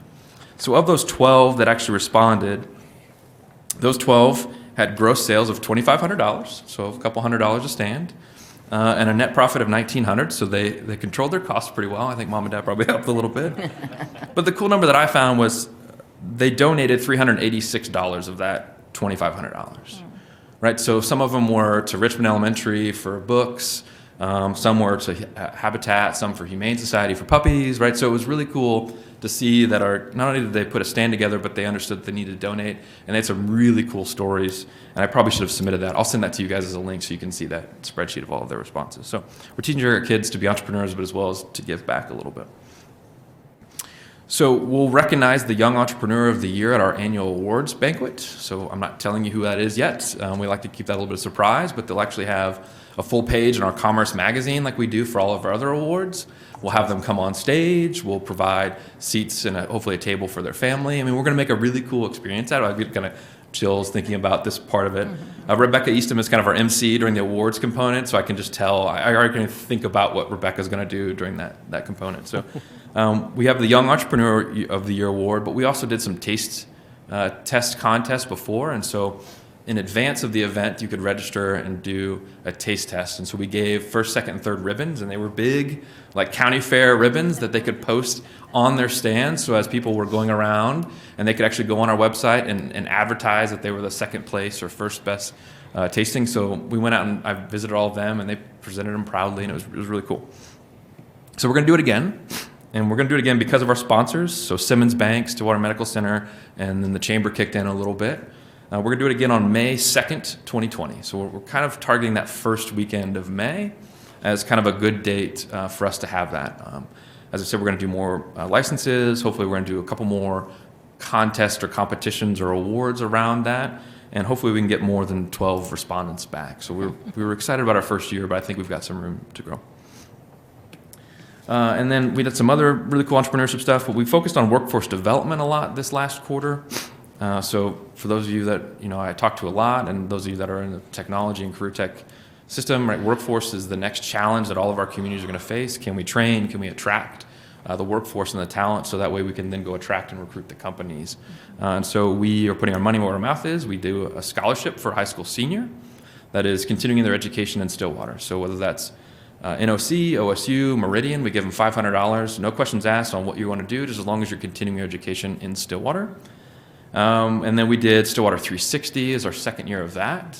It's kind of a leadership Stillwater light, but for our interns that are here for the summer, 3 sessions. We teach them a little bit about how a community is run, how important it is to be philanthropic, and a little bit about kind of leadership development. So we did some strengths-based training. We had 13 this year that went through and graduated. We got some feedback from the employers that they found it was beneficial. We've got some repeats that build that into the internship program for their company, and so we're excited. So this year we're going to include it in our fundraising effort and get some sponsorships for them, so that way we don't have to fund it completely, and maybe we can kind of add a little bit more, whether that's additional books to provide for them or some other training opportunities. And then Rebecca and I completed the final training for work-ready communities. That's the ACT. I think I've flirted with that a little bit on some of the conversations I've had with you guys, but it's another way for us to, as we're training folks to get certificates, right? There's platinum, gold, and I don't want to get into the weeds, but it's a way for us to capture some data on what sort of certificates our workforce has through Meridian, OSU, and some sites in Cushing, and present that in a way to our site selectors, our existing employers, of this is how educated our community is. But then more importantly, if you are an existing company you're looking to hire, we can help you figure out what type of certificate level your job might need, right? So if it's banking, right? So if it's a teller position, we can go through and help you figure out what sort of skill sets a teller might need. And these 3 tests for math and finding data, and then like I'm dumbing it down, but it's kind of like reading memos and finding information within the memos. What levels they need to be, and we can help you figure that out, and so you can test for those. So part of your pre-qualification or pre-hiring process, you can have them take this exam, and it's all through EEOC, so it's compliant, so you can actually use that to vet through employers. So we've finished that, and we're going to start to do a public unveiling process here soon. And then it's about a 2-year process to become certified, and there's some other steps for us to have. But I wanted to kind of at least put that out here to know that we're working on some creative workforce initiatives. There's only one other county in the state that actually is certified, but there's like 600 counties countrywide that are certified. So we'll be kind of one of the first in the state of Oklahoma to do this.